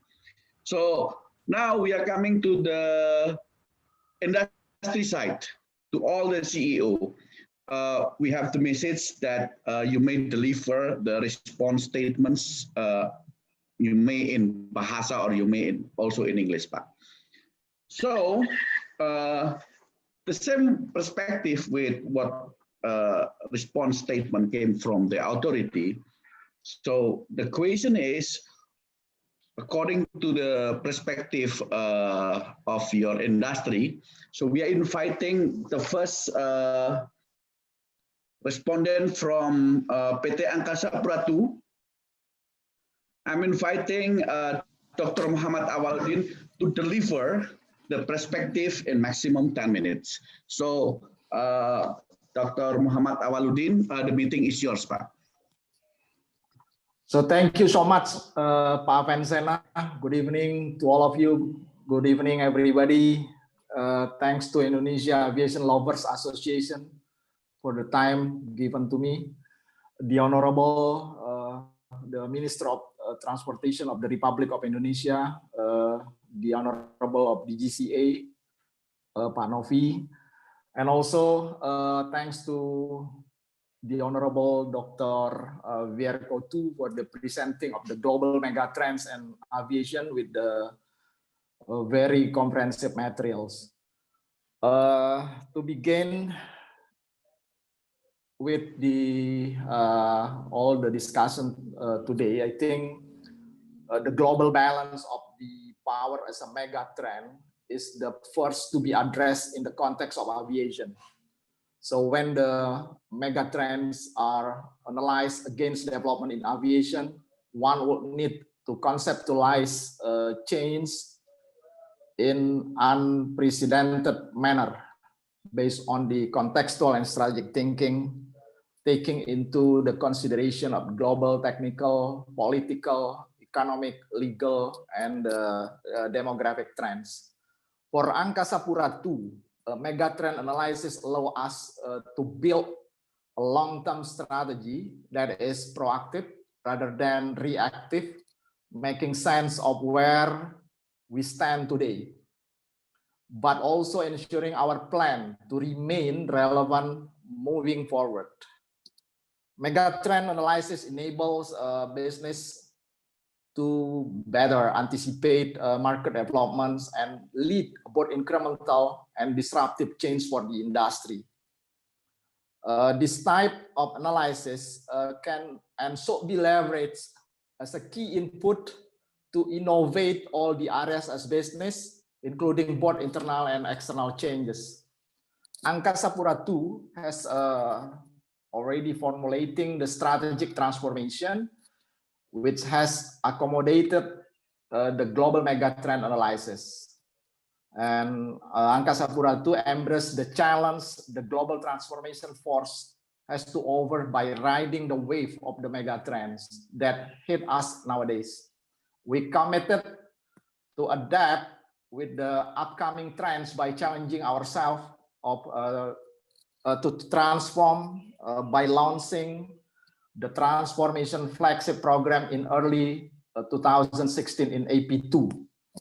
It is an ongoing and never-ending effort that continue up to this today. We have conducted two phases of the transformation program. The first phase was done in the year 2016 until to 2020 period. The first phase of transformation mainly focused on building our employees' culture and the awareness on digital transformation. A collective effort to change the direction of our company to anticipate the impact on digital transformation. Building competence in the technological aspect brought us innovating operational process to bring a more enjoyable experience to our customer.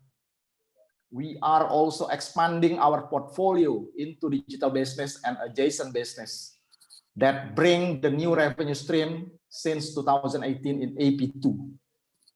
People are our main focus in the first curve of transformation. We restructure our organization and developing new talents to adapt in the digital era. The biggest part of our effort was building digital culture and mindset to internalize in every level of organizations. We encourage our employees to innovate their own existing process, creating new opportunity and sharpening our competence to collaborate with other stakeholders. In the year of 2017, we began to start the AOCC project. AOCC means Airport Operation Control Center, as a foundation to bigger picture in collaborating in the aviation ecosystem. AOCC is a system we developed to begin an airport collaborative decision making, ACDM, as our contribution to aviation ecosystem to innovate the existing process to become more efficient and more transparent for every stakeholder. This is that we call the Dr. Kotu say in the previously presentation, the optimism with respect to technology in AP2 operation. In 2020, we launched a new pace transformation project, a second curve of transformation that will be ongoing from 2020 until 2024. We challenge ourselves to become more adaptive to the global megatrends that are happening at the moment. At the end of the 2024, we have a vision that AP2 to become the airport enterprise leader in the region. We will aim to optimize the multi-sided business portfolio in the airport and aviation ecosystem, extending to tourism and hospitality. In my concern, airport is a place where a lot of stakeholders meet and interact in the form of economical transaction. It holds a lot of need of many stakeholders, and we are confident in building airport to be convenient hub for our customer to enjoy our services and our products. It will take extra effort in making airport an integrated hub for business and customers to interact in a common platform. But our next 5-year plan will aim to realize that, including building sufficient infrastructure and technology to support the goals that we set. We provided our employee with the best learning needs and method to adapt skillfully to achieve the company goals. We aim to be innovation-based human capital as our transformation program in the second curve mandate, because we see the potential in every existing process to be recreated in a more efficient and more eco-friendly technology. In line with the airport development carried out by AP2, the need for electrical energy to support airport operation also continues to increase. Currently, the source of electrical energy used by the airport of AP2 still comes from the fossil fuel plants. AP2 is committed to reducing dependence on fossil energy and increasing the energy mix to support sustainable development. In accordance with Presidential of the Republic of Indonesia Regulation number 22 of the year 2017, AP2 supports 3 minutes, Pak. Okay, AP2 supports the government to achieve in an optimal primary energy mix for new and renewable energy at least 23% by 2025 and more increase in the long-term years.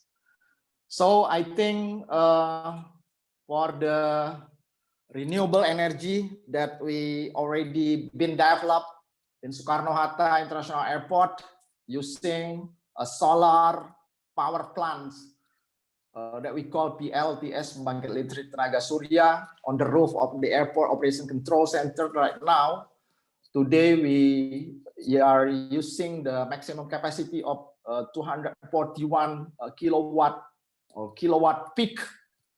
That the solar power plant is the entry point for a new renewable energy to be used and more optimally in AP2 airports.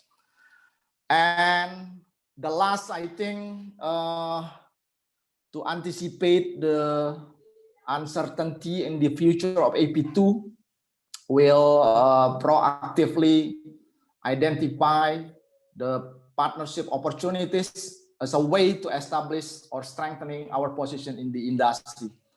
For the information today, we are still developing with some strategic partner in Kuala Namu Airport, using the concept of strategic partnership to build the concept of the joint partnership together. So I think we will also accelerate working within partners to provide customer service innovation. And also, if we are talking about the technology in the future, big data management and artificial intelligence technology will the most important things to support airport operator and business in terms of making a strategic decision. So that's all that I can making a statement from the presentation of Dr. Pierre Coutu. Thank you so much for the kind attention and giving back to the Mr. Avensena. Wassalamualaikum warahmatullahi wabarakatuh. Waalaikumsalam warahmatullahi. Thank you, Dr. Awaludin.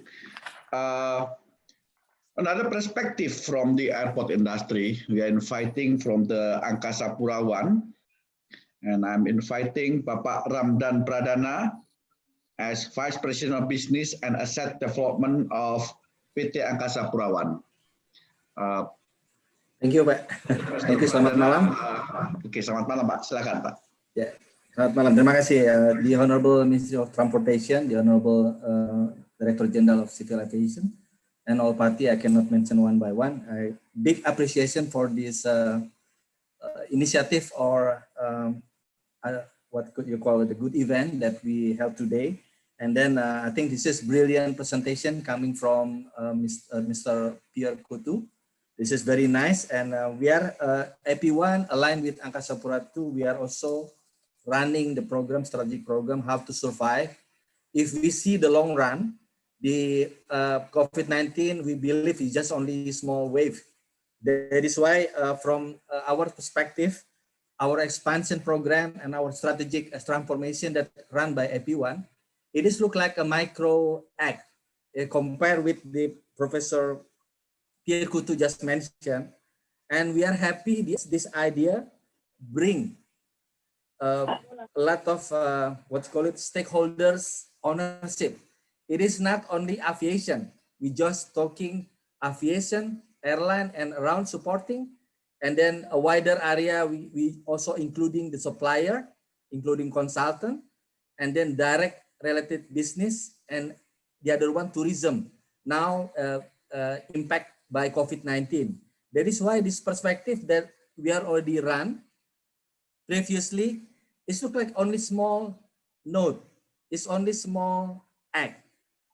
And for this mega trend global, I think this is opportunity for Indonesia, for example, how Indonesia be able to increase the maturity.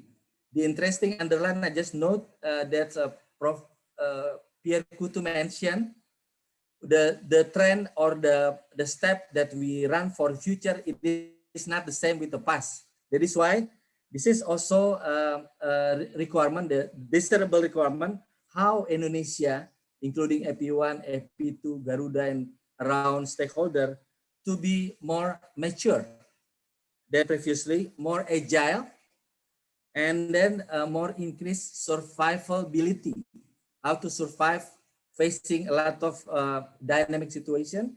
If we see this kind of 4-level, aviation, supplier, direct business, and tourism, it looks like only small. It's only small kind of pace. We need to also include the political situation. That is why the Ministry of Transportation, now today I'm AP1, the witness that a lot of FGD just been established. This is very good. But bigger than that, we need to establish another FGD facing megatrend. This is, I think, much more important than the things that initiative that we are already running today. And then another things, not to forget, since we are industry, we are also state-owned enterprise. I think discussion, it is not only between airport, airlines, and Ministry of Transportation, but we need to also include the Ministry of State-owned Enterprise, Ministry of Finance, and Ministry of Foreign Affairs to draw a big map, because Professor Pierre Coutu mentioned nicely, how do we the megatrend become a complex thing? That is why if you facing complex, you need to draw a map, right? You need to draw a map how to face it, how to define scenario to become our initiative and our act to bring Indonesia, like you just mentioned, is that it is possible to make Indonesia become what you call it, leader in this industry. I think Indonesia demonstrate previously we are be able to run airport, even the land is very small, but we can run nicely, for example, Bali Airport. And then this capability also be able to gather standing with aviation industry, including airlines, and all parties become another energy. The word partnership that I just noted very nicely from Professor Pierre Coutu, we need to be able to partnership is not only airport, AP1, AP2, and Garuda, but also with our competitor. This is very nice, but I think it is not so easy. But again, big appreciation for Professor Coutu just mentioned this, make us standing more wider and bigger, and then give us opportunity to create and put another initiative that desirable for Indonesia in the future. Thank you, Pak Moderator. I give it back to you. Thank you very much. Thank you very much from AP2. So we have just complete statement from AP2, AP1 and Pak. AP2. Sorry. Yeah, AP1 and AP2 representing of the airport business. And next, we are inviting Bapak Muhammad Praminto Hadi, President Director of Airnav Indonesia, to give the perspective representing of the navigations. So Pak Praminto, the meeting is yours, Pak.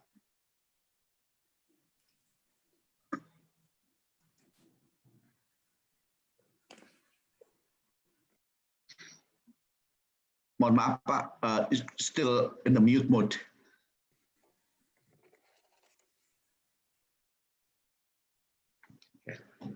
Okay, thank you very much for Vincena as a moderator. Honorable Ministry of Transportation, Honorable Director General of Civil Aviation Indonesia, distinguished gentlemen and also ladies.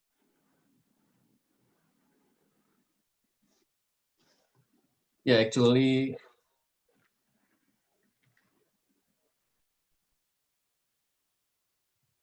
I tried to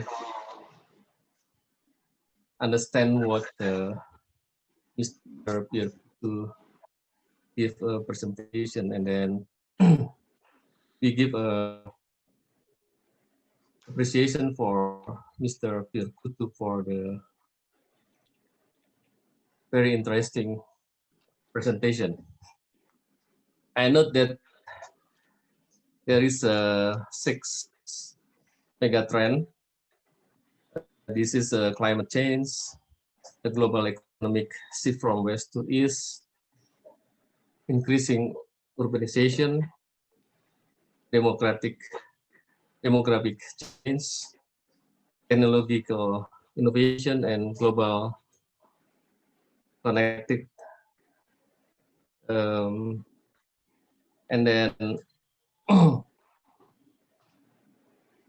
we are trying to analyze from the human resources. And Navigation Indonesia have several programs for human resources.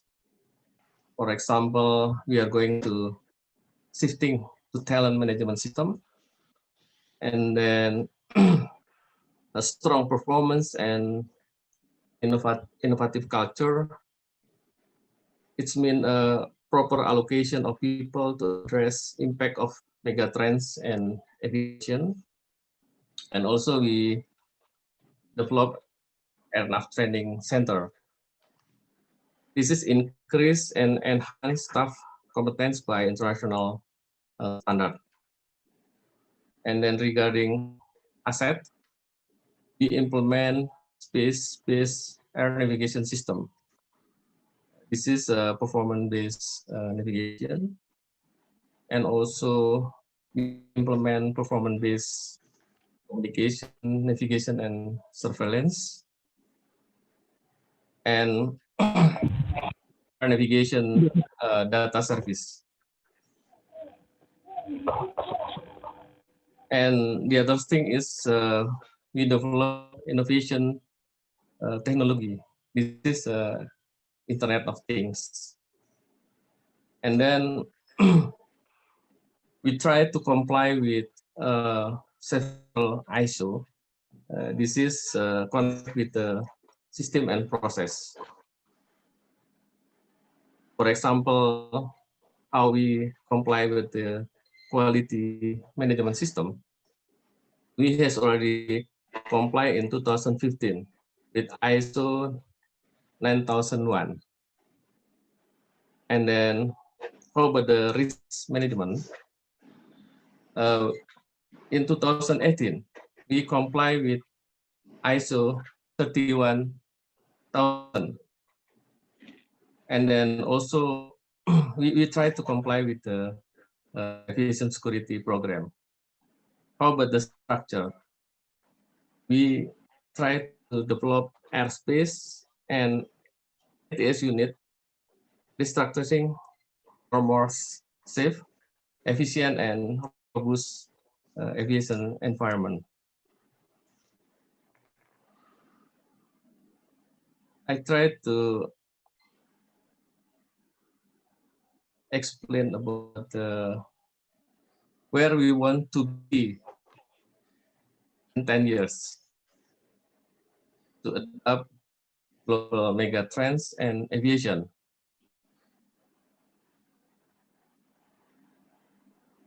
Actually, Air Navigation Indonesia have a strategic planning. Air navigation planning in the next 10 years consists of modernize all aspects of Indonesia air navigation services, and then we improve safety, ATM system, airspace, airport, and the overall efficiency of all aviation operation. And then we implement a modern, safe, secure, efficient, environment-friendly, and harmonized air navigation system with seamless operation that will support and enhance growth in the Asian region. How about scope of planning? We have aviation safety and security, air navigation system modernization, airspace and airport capacity analysis, development and planning, development and growth of aviation support services. And then how about the ongoing program? Now we are fully integrated CPDC, AIDC, and ADSB. And also we relieve airspace congestion through better sector design and route. And also we are proactive and responsive to air traffic flow management. And also we modernize facility and equipment. And then all our staff train and equip workforce. And the last air navigation strategic planning, we implementing advanced technology. First, implementation of performance-based navigation. Second, implementation ADSB, implementation of IADC, CPDLC, and also we implement EMHS by replacing EMSC.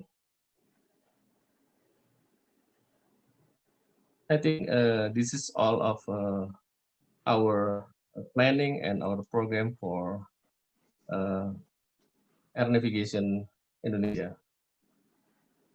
Terima kasih. Terima kasih Bapak Praminto Hardi.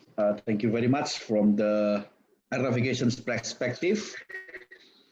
And for the next, I'm inviting Bapak Irfan Setiaputra, as President Director and CEO of PT Garuda Indonesia Flag Carrier. So Pak Irfan, we are inviting for you 10 minutes perspective, delivering about the megatrends. So Pak Irfan, the meeting is yours. Yeah, thank you very much. I promise to make it very quick. Yeah, thank you, Mr. Kotu. I do agree with all the things that you've been presented, but I would like to be much more focused on organization agility. I think I agree with you that the basis of the reactions or the anticipation of organization is the ability of that organization to be agile. Yeah. And to make an organization agile in this kind of industry, I don't think it's an easy job. Yeah. So we need to start from talent first and so on and so on. So, but rest assured that this is the most important thing as a player in the industry, to make yourself agile the old school model of planning for 3-5 years. I don't believe it's workable anymore. Yeah. The second comment is about the most fundamental things. Yeah, because mega trends, we are talking about trends in almost already three decades. Yeah, when the IT introduced the personal computers and other things. Yeah, do remember that there was a trend. I think John Naismith mentioned about the death of cinema. Yeah. But when we do discuss about that kind of trends, yeah, again and again we forget about one basic element in the definition of the trends, which is the people, which is the customer. And over the discussion of these mega trends, we haven't go in more details about what kind of behavior or intention of people flying. I think the pandemic show us a very interesting example or indications of what's going on in the future. One of the best indications is the ability of all of us interacting without meetings, without getting together. This kind of model, this Zoom meetings, I find out in so many companies, it become very, very productive by staying at home, because you can attend meeting from 6:30 in the morning up till 11 p.m. at night.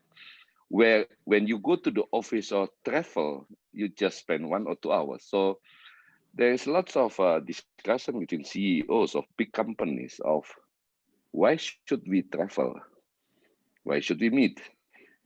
So some multinational, I think we need to do more research on this, is that they are already given indication to cut down travel. Even the pandemic is over, even the vaccine is on everybody's body, that the travel will be cut down. Yeah. I hope it's going to be only at the level of 10 to 15%, but I'm not surprised if some company cut the travel of 50%.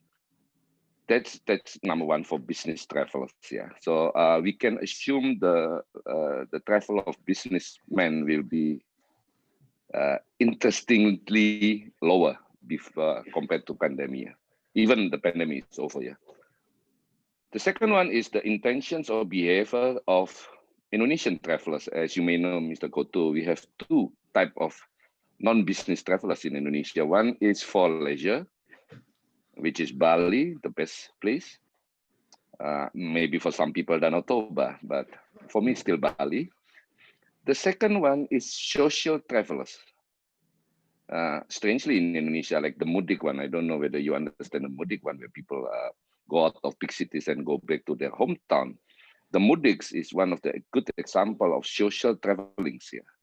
And now biking together is social travelers also. But my question is, how can we be relevant for them in the future? One of the interesting thing also we need to emphasize, Garuda's main competitor is not Lion Air.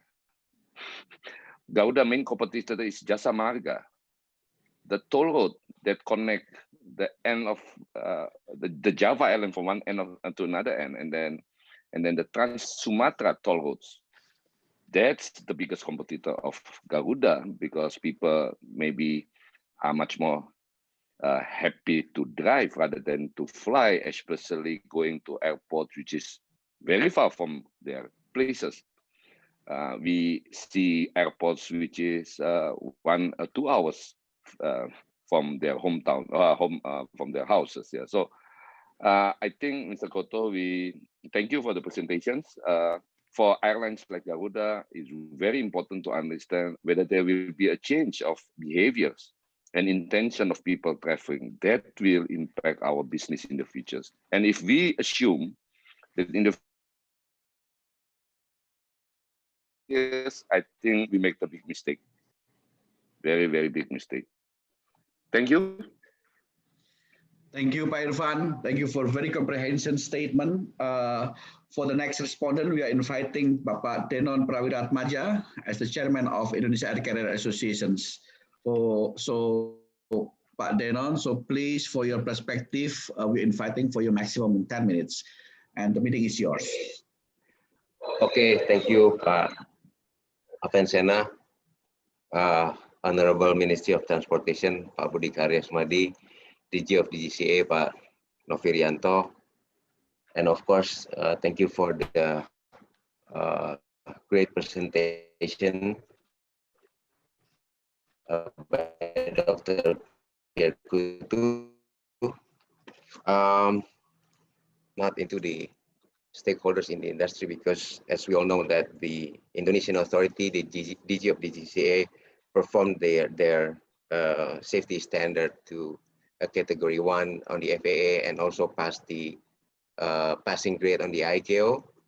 So I'm putting my concern to other institutions that supporting the industry of the aviation business. I'm emphasizing two of the institutions that supporting enhancing their capability in responding to the global mega trends to Indonesia especially. As we know that all the aircraft operate in the country of Indonesia, we all import all the aircraft, all the spare parts. And until today, the Director General of Customs and Excise still allowing the long procedure of the administration of the administration importing all the parts into Indonesia. So I think it is this is a good opportunity for us to understand that Indonesia as a country, has an archipelagic country. Among the industry, we are very keen to explore what's going to happen in the near future. But other institution support, like Director General of Customs Excise, must also continue their improvement in helping the industry. Especially, we understand all the parts are coming from out of Indonesia, and until today, we're still facing the challenge of importing all these parts. Especially, I think about 49% of the parts being imported to Indonesia still categorized as prohibition and restriction part. So this might take a long process in the administration process, and I believe this will going to hamper the operation of the airlines industry. And the other concern I address is to the financial institution, where I believe until today, all the financial institutions supporting the airlines business come from other countries, from overseas. I'm assuming maybe we should have a strategic fundamental in enhancing the future wise of the aviation industry, because we understand the aviation industry to Indonesia is like a public service obligation. So the government must present their support in supporting the aviation business, not only to big airlines, the flag carrier to Indonesia, but also the aviation player in the east side of Indonesia. So I think we should also involve the financial institution, bank and non-bank, to support the industry. So this COVID-19 is a good lesson learned for us to see how the industry are striving to continue their activity in supporting logistics in many areas in Indonesia, and how we all survive to continue our business to support the medical and equipment to support other side of Indonesia. So I think I'm addressing and emphasizing to other institutions that support the industry. I'm hoping that we can involve all the stakeholders and also other institutions, so we are aligned in accepting the future of the global megatrends to Indonesia. I think that's my perspective. Thank you. Thank you, Pak Denon, for your very clear statement. And to complete from the industry's perspective, we are inviting from the PT Dirgantara Indonesia, Indonesia Aerospace, Ibu Igan Setiawati, Head of Business and Development. So, Ibu Igan, for the 10 minutes of perspective, the meeting is yours. Thank you very much, Bapak Alvan, and also gentlemen, ladies. It's a great opportunity for me to join this webinar. I'm from the business development PT Dirgantara Indonesia. From the previous respondent, I think I kind of see the fundamental or common issue that we face in Indonesia. So I would like to share a little bit about PT Dirgantara Indonesia. That we are, as part of the aircraft manufacturer, from Dr. Kautu presentation, I can see that it is part of our business to have that it is important to see things from the whole perspective, even though this is still a challenge at the moment. PTDI has to continue our transformation, both in terms of the technology and also in terms of our process. We have to follow all the changes in the regulation that is mandatory, of course, but also we have to survive in terms of the industry. Investment is a big requirements to cope with the need to catch up with the new technology. So now here comes the picture of the synergy or partnership. As mentioned before, it is part of the culture also. So it is important that both the industry and the stakeholder and also the partner to win the future, we have to see each other challenges as the opportunity. For example, at the moment, PT Dirgantara Indonesia has a big partners in the industry, and we are working to see the opportunity today. But I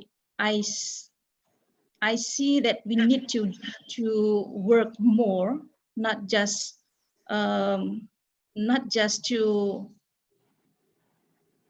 to see each other need. I mean, one by one need, but need to be able to see the need of everybody, including that we have the big opportunity market in Indonesia. So this is our challenge today. As part of the idea, I would say from the presentation, what is important for Indonesia, and this is also part of our challenge in PTDI, is the human capital.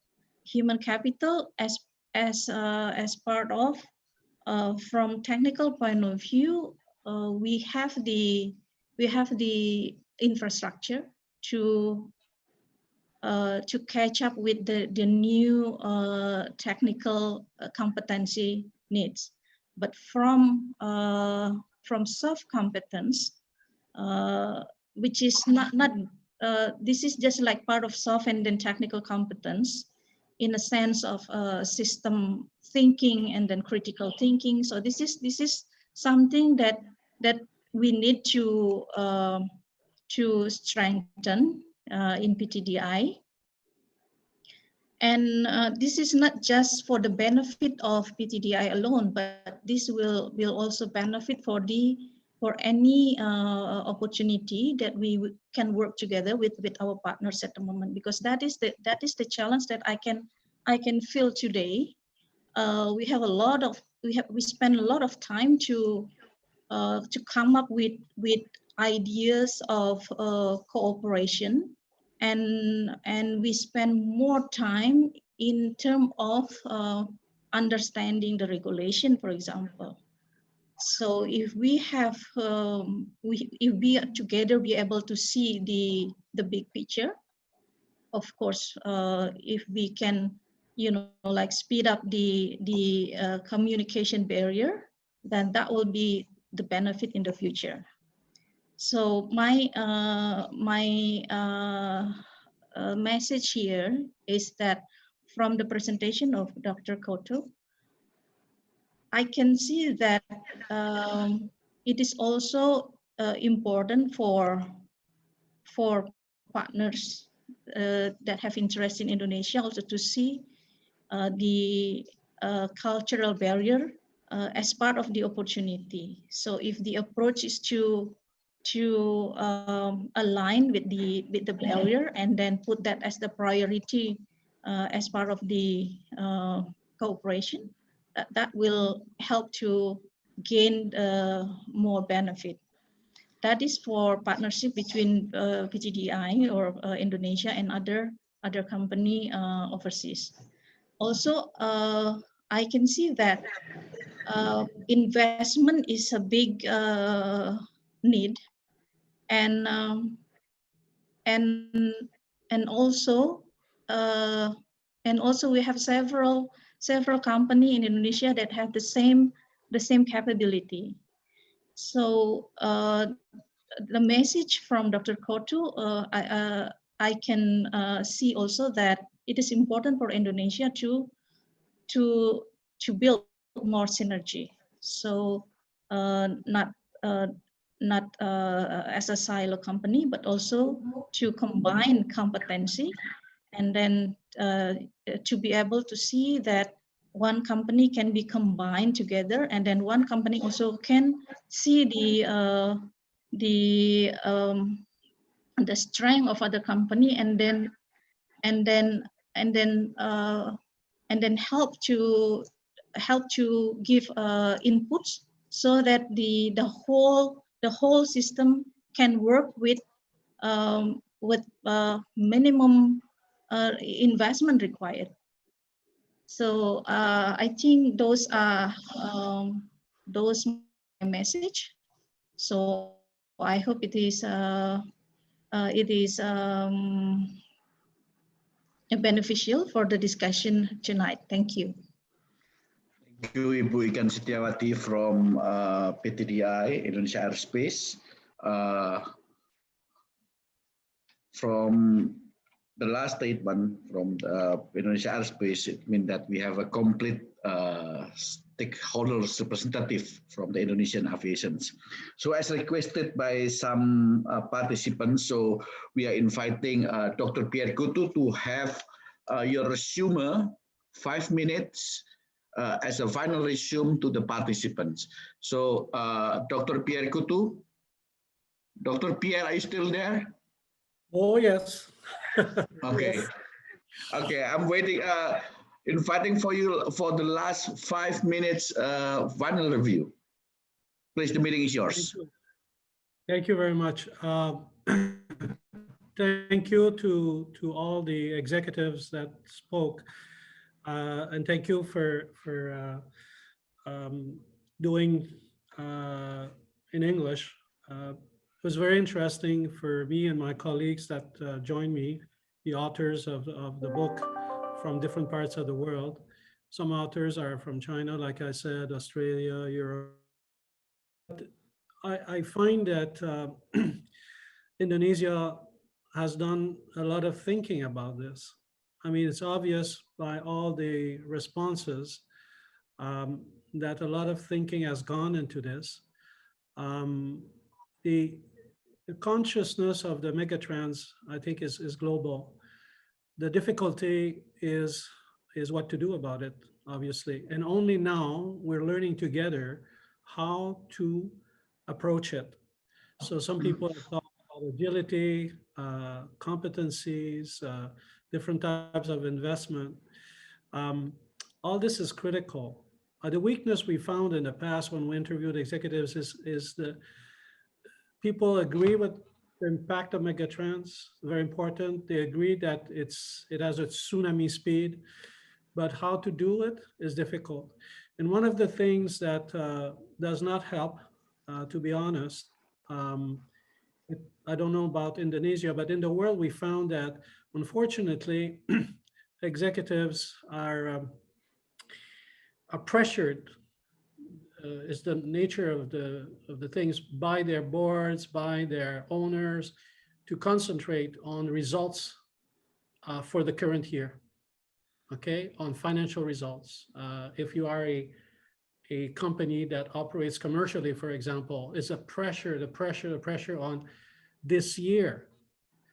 And although people have vision as professionals, men and women, we have to find a way to support our executives in thinking, in spending time more about the future, and balance their thinking about what's going to happen 3 to 4 years from what's going to happen in terms of the share of the company or the financial results for this year. It's important, but if we only do that, it's a problem. So that's what I found very interesting today, because I found that all the respondents have not talked about this year. And also, I was not that I should be the judge of that, but I'm very impressed that we have not talked much about COVID-19.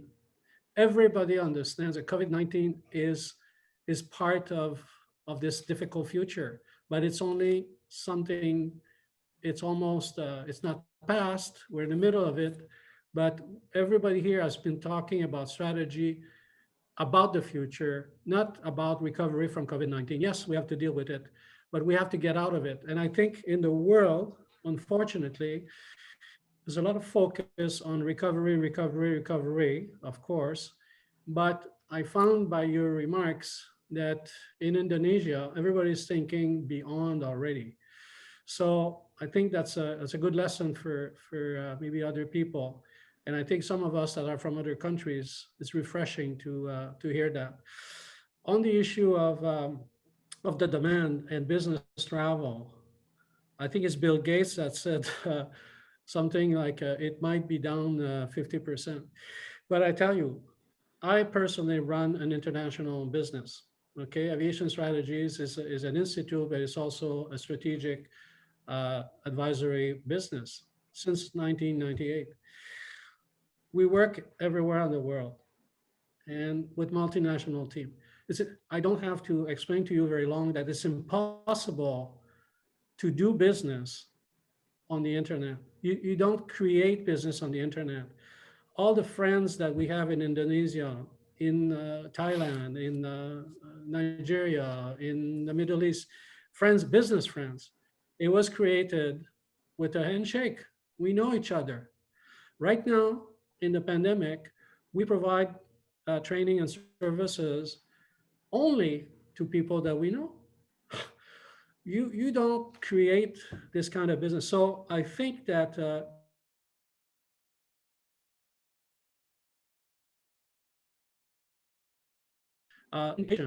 for the travel business, okay, to think about, to emphasize creating business initiatives, because that can't be done on the internet. I also appreciated the remark about the type of traffic that you have, people going back from the main cities, the mega cities, to the smaller cities where they come from. I've been around Indonesia enough to know that there's a lot of that. Sometimes you can do it by road, but very often you cannot. So it's fascinating what's said of us, and those of us that have been around, some of us be too long, we wish we'd be younger, because we see this as opportunity is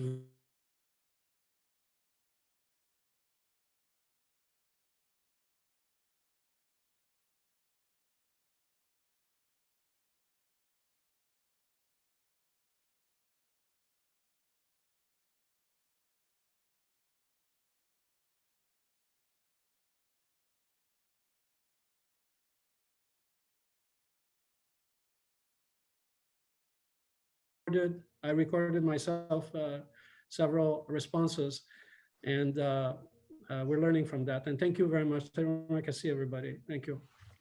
Thank you, Pierre Ketu.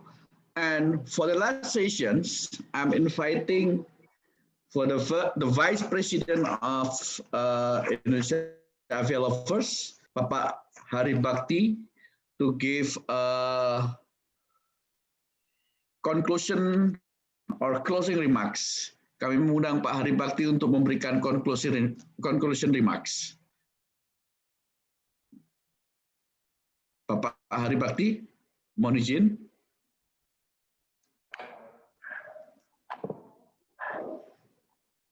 Terima kasih, Pak Aven, moderator. Siapa? Bisa terdengar ya?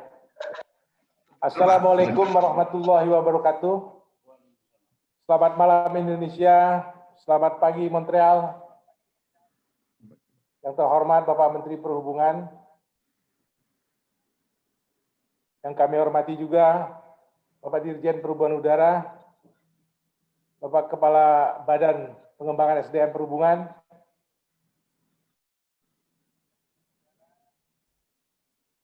Honorable Mr. Pierre Kutu, President of Aviation Strategies International Institute, yang telah memberikan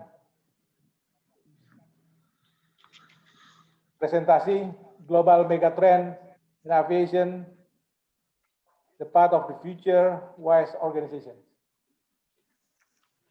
Juga kami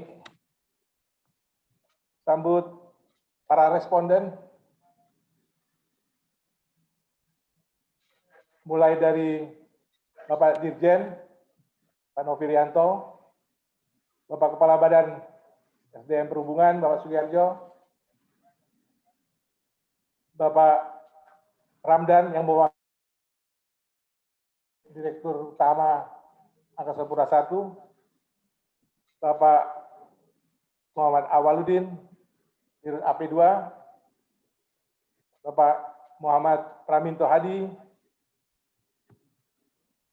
Direktur Utama Airnav, Bapak Irfan Syaputra, Direktur Utama Garuda Indonesia, dan Bapak Denon Prawira Atmaja sebagai Ketua INAKA. Yang terakhir, Ibu Igan dari PTDI. Dan juga untuk teman-teman yang sibuk menyiapkan ini dan para pegiat transportasi udara dan para peserta seminar yang sangat kami banggakan. Dalam webinar malam ini, kita dapati kata kunci dari megatrend global, yaitu kondisi global yang berubah. Sebuah perubahan melalui kekuatan makroekonomi dan geostrategis yang mengubah dunia kita. Yang dalam masa depan secara kolektif dan mendasar tidak terkecuali dapat kepada dunia penerbangan. Tapi sebelum itu, sebelum melihat megatrend ke depan yang berkaitan dengan dunia penerbangan, saya ingin mencoba melihat kilas balik situasi penerbangan di Indonesia 4 tahun ke belakang sampai hari ini. Kita ketahui, saya akan melihat begitu ada perubahan besar antara 40 tahun yang lalu sampai hari ini. Misalnya, di pesawat udara. Bagaimana dulu, sekitar tahun 70-an, akhir awal 80, kita masih terbang dengan pesawat turboprop. Kalau yang ada jet, Garuda ada paling Fokker 28 di C9. Misalnya. Demikian juga dalam hal standar-standar pelayanan masih dalam artian simple. Termasuk juga misalnya dari sisi bandara. Bandara pada dulu kita masih di Kemayoran, masih di Halim, belum ada satupun bandara di Indonesia ini yang memakai balai gajah. Sekarang sudah mulai pindah di Soekarno-Hatta dan di tempat-tempat lain berkembang bandara-bandara itu. Demikian juga dengan navigasi. Dulu penerbangan lebih diutamakan komunikasi dengan radio misalnya. Sekarang sudah berkembang teknologi navigasi seamless dan lain-lain, sampai hubungan kolaborasi antara airport dan pelayanan navigasi itu sendiri. Demikian juga dari sisi regulator. Kita tahu 40 tahun yang lalu Direktorat Jenderal Perhubungan Udara namanya penerbangan sipil. Itu mempunyai paling 3 direktorat besar pada saat itu, angkutan udara, keselamatan penerbangan, Kespen, pas elektrik, dan juga bandara. Dalam perkembangannya, aturan-aturan juga berkembang dengan cepat sekali pada sampai hari ini, apalagi dengan perkembangan yang teknologi yang berkembang saat ini. Ke depan, kalau dikaitkan dengan megatrend, kita bicara melihat 20-30 tahun ke depan, percepatannya makin cepat. Seperti yang telah dijelaskan dalam Studium Generale dari Dr. Kutu.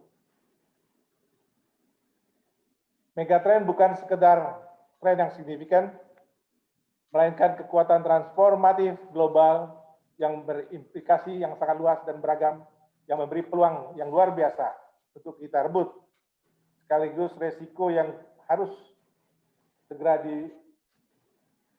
dimitigasi agar kondisi yang merugikan dapat segera dihindari.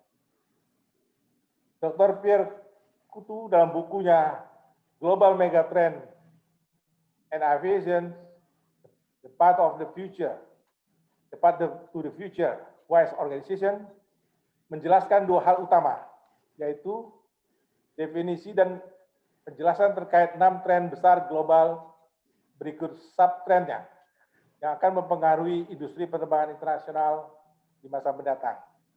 Kedua, memberikan pendekatan praktis kepada para pimpinan, para eksekutif penerbangan, beberapa tips untuk menganalisis dan menafsirkan megatrend berikut subtrendnya, serta menunjukkan cara mempersiapkan organisasi yang paling efektif guna masa depan.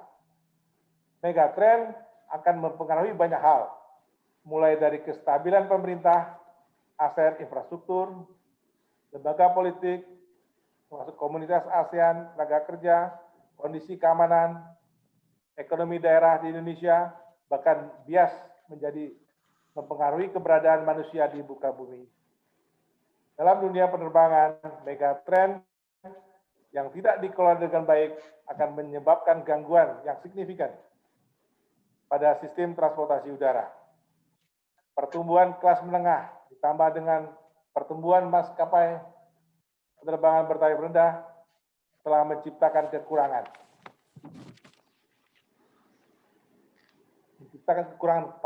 kapasitas, kemacetan, dan penurunan tingkat layanan dan delay berkepanjangan. Di sisi lain, kondisi alam juga ikut berperan dalam terjadinya perubahan global ini. Antara lain frekuensi gangguan cuaca ekstrim dan kondisi alam. Kondisi ini makin sering dirasakan dan sangat mengganggu operasi penerbangan di seluruh dunia. Juga dalam webinar ini, telah mendengarkan bagaimana para CEO yang berkecimpung di dunia penerbangan telah mengantisipasi dan menyiapkan organisasinya untuk menghadapi perubahan mendasar dan bersifat global ini, agar perusahaan mampu menghadapi tantangan besar dan mengubahnya menjadi peluang yang dapat dimanfaatkan untuk membesarkan perusahaannya. Semoga perencanaan yang baik ini yang telah kita dengarkan dapat dilaksanakan dengan komitmen tinggi, konsisten berkelanjutan, dan membawa manfaat bagi kesejahteraan bangsa Indonesia. Selanjutnya, dengan telah kita launching perkumpulan pegiat transportasi udara yang selalu mencintai penerbangan, Avia Lover, kami mengundang teman-teman baik yang di ASN, BUMN, atau swasta lainnya untuk bergabung dalam perkumpulan Avia Lover yang merupakan mitra pemerintah untuk kemajuan penerbangan di Indonesia.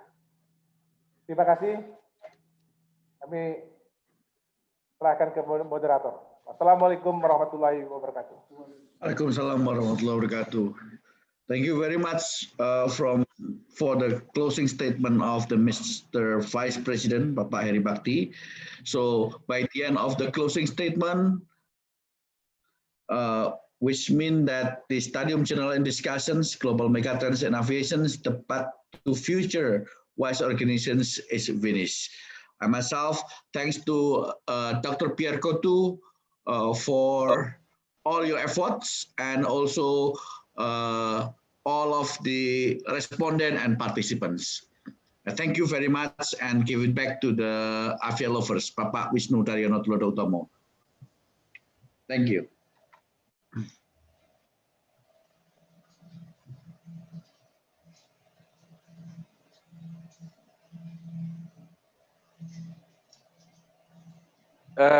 Pelaksanaan webinar, Bapak-Bapak Ibu sekalian, demikianlah webinar yang kita bisa lakukan malam ini.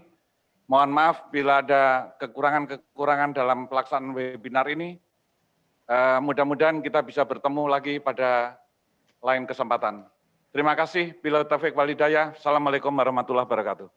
Waalaikumsalam warahmatullahi wabarakatuh. Waalaikumsalam warahmatullahi wabarakatuh. Waalaikumsalam warahmatullahi wabarakatuh. Waalaikumsalam warahmatullahi wabarakatuh. Terima kasih. Thank you, Mr. Pierre. Thank you again.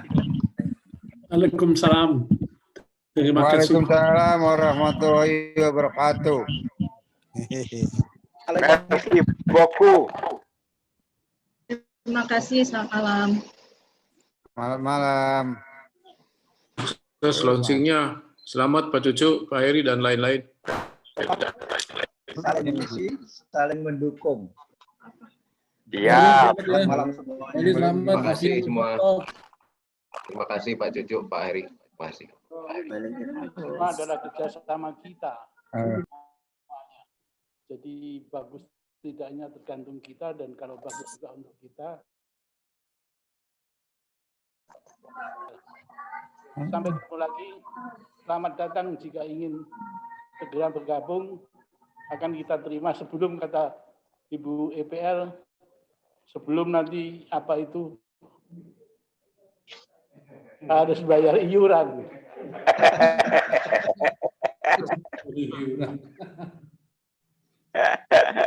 Siap. Ayo Pak Tewi. Terima kasih Pak Cucu. Terima kasih, mohon izin. Terima kasih Yang mau melihat kantor sekretariat kita ini di sebelah ruangan ini. Siap. Siap, Oke, Pak. Siap. Suatu saat akan ke sana, Pak. Pasti akan ke sana kita. Siap. Terima kasih, Pak. Silakan datang ke kantor sekretariat. Sekretariat P3I ada di Halim. Siap, siap. Insya Allah, pasti. Sekretariat Penggiat Transportasi Udara. Avia Lover. Oke, mohon izin pamit. Assalamualaikum. Masih sore Pak Tevi. Waktunya 3 jam. Pak Nanang, apa kabar Pak Nanang? Kabar baik. Waduh, Pak Hendro, Pak Ustadz. Santai Pak Tevi apa kabar Pak Tevi? Mas Nanang, piye kabare Mas? Kabar apik, Mas Afri, piye kabare? Pak Nanang, apa kabar Pak Nanang? Kabar baik, aku di Lombok ini, aduh, sudah 9 bulan. Wih, mantap Pak Nanang. PSBB, Pak Kapten. Nanang ngapain di Lombok? Ngapain di Lombok? Kita kena PSBB nih. Takut COVID. Oh gitu. Siap.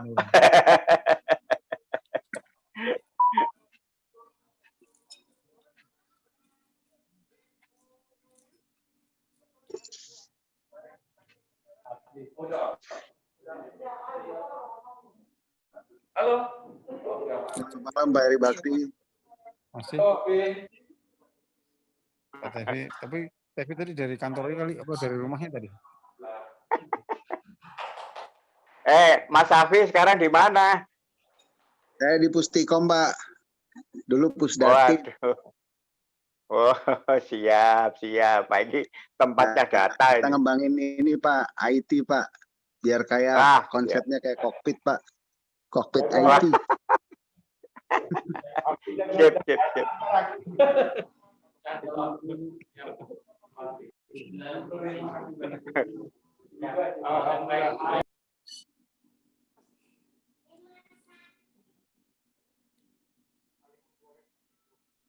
Ini siapa sih yang tuntunin? Kedengaran. Hmm?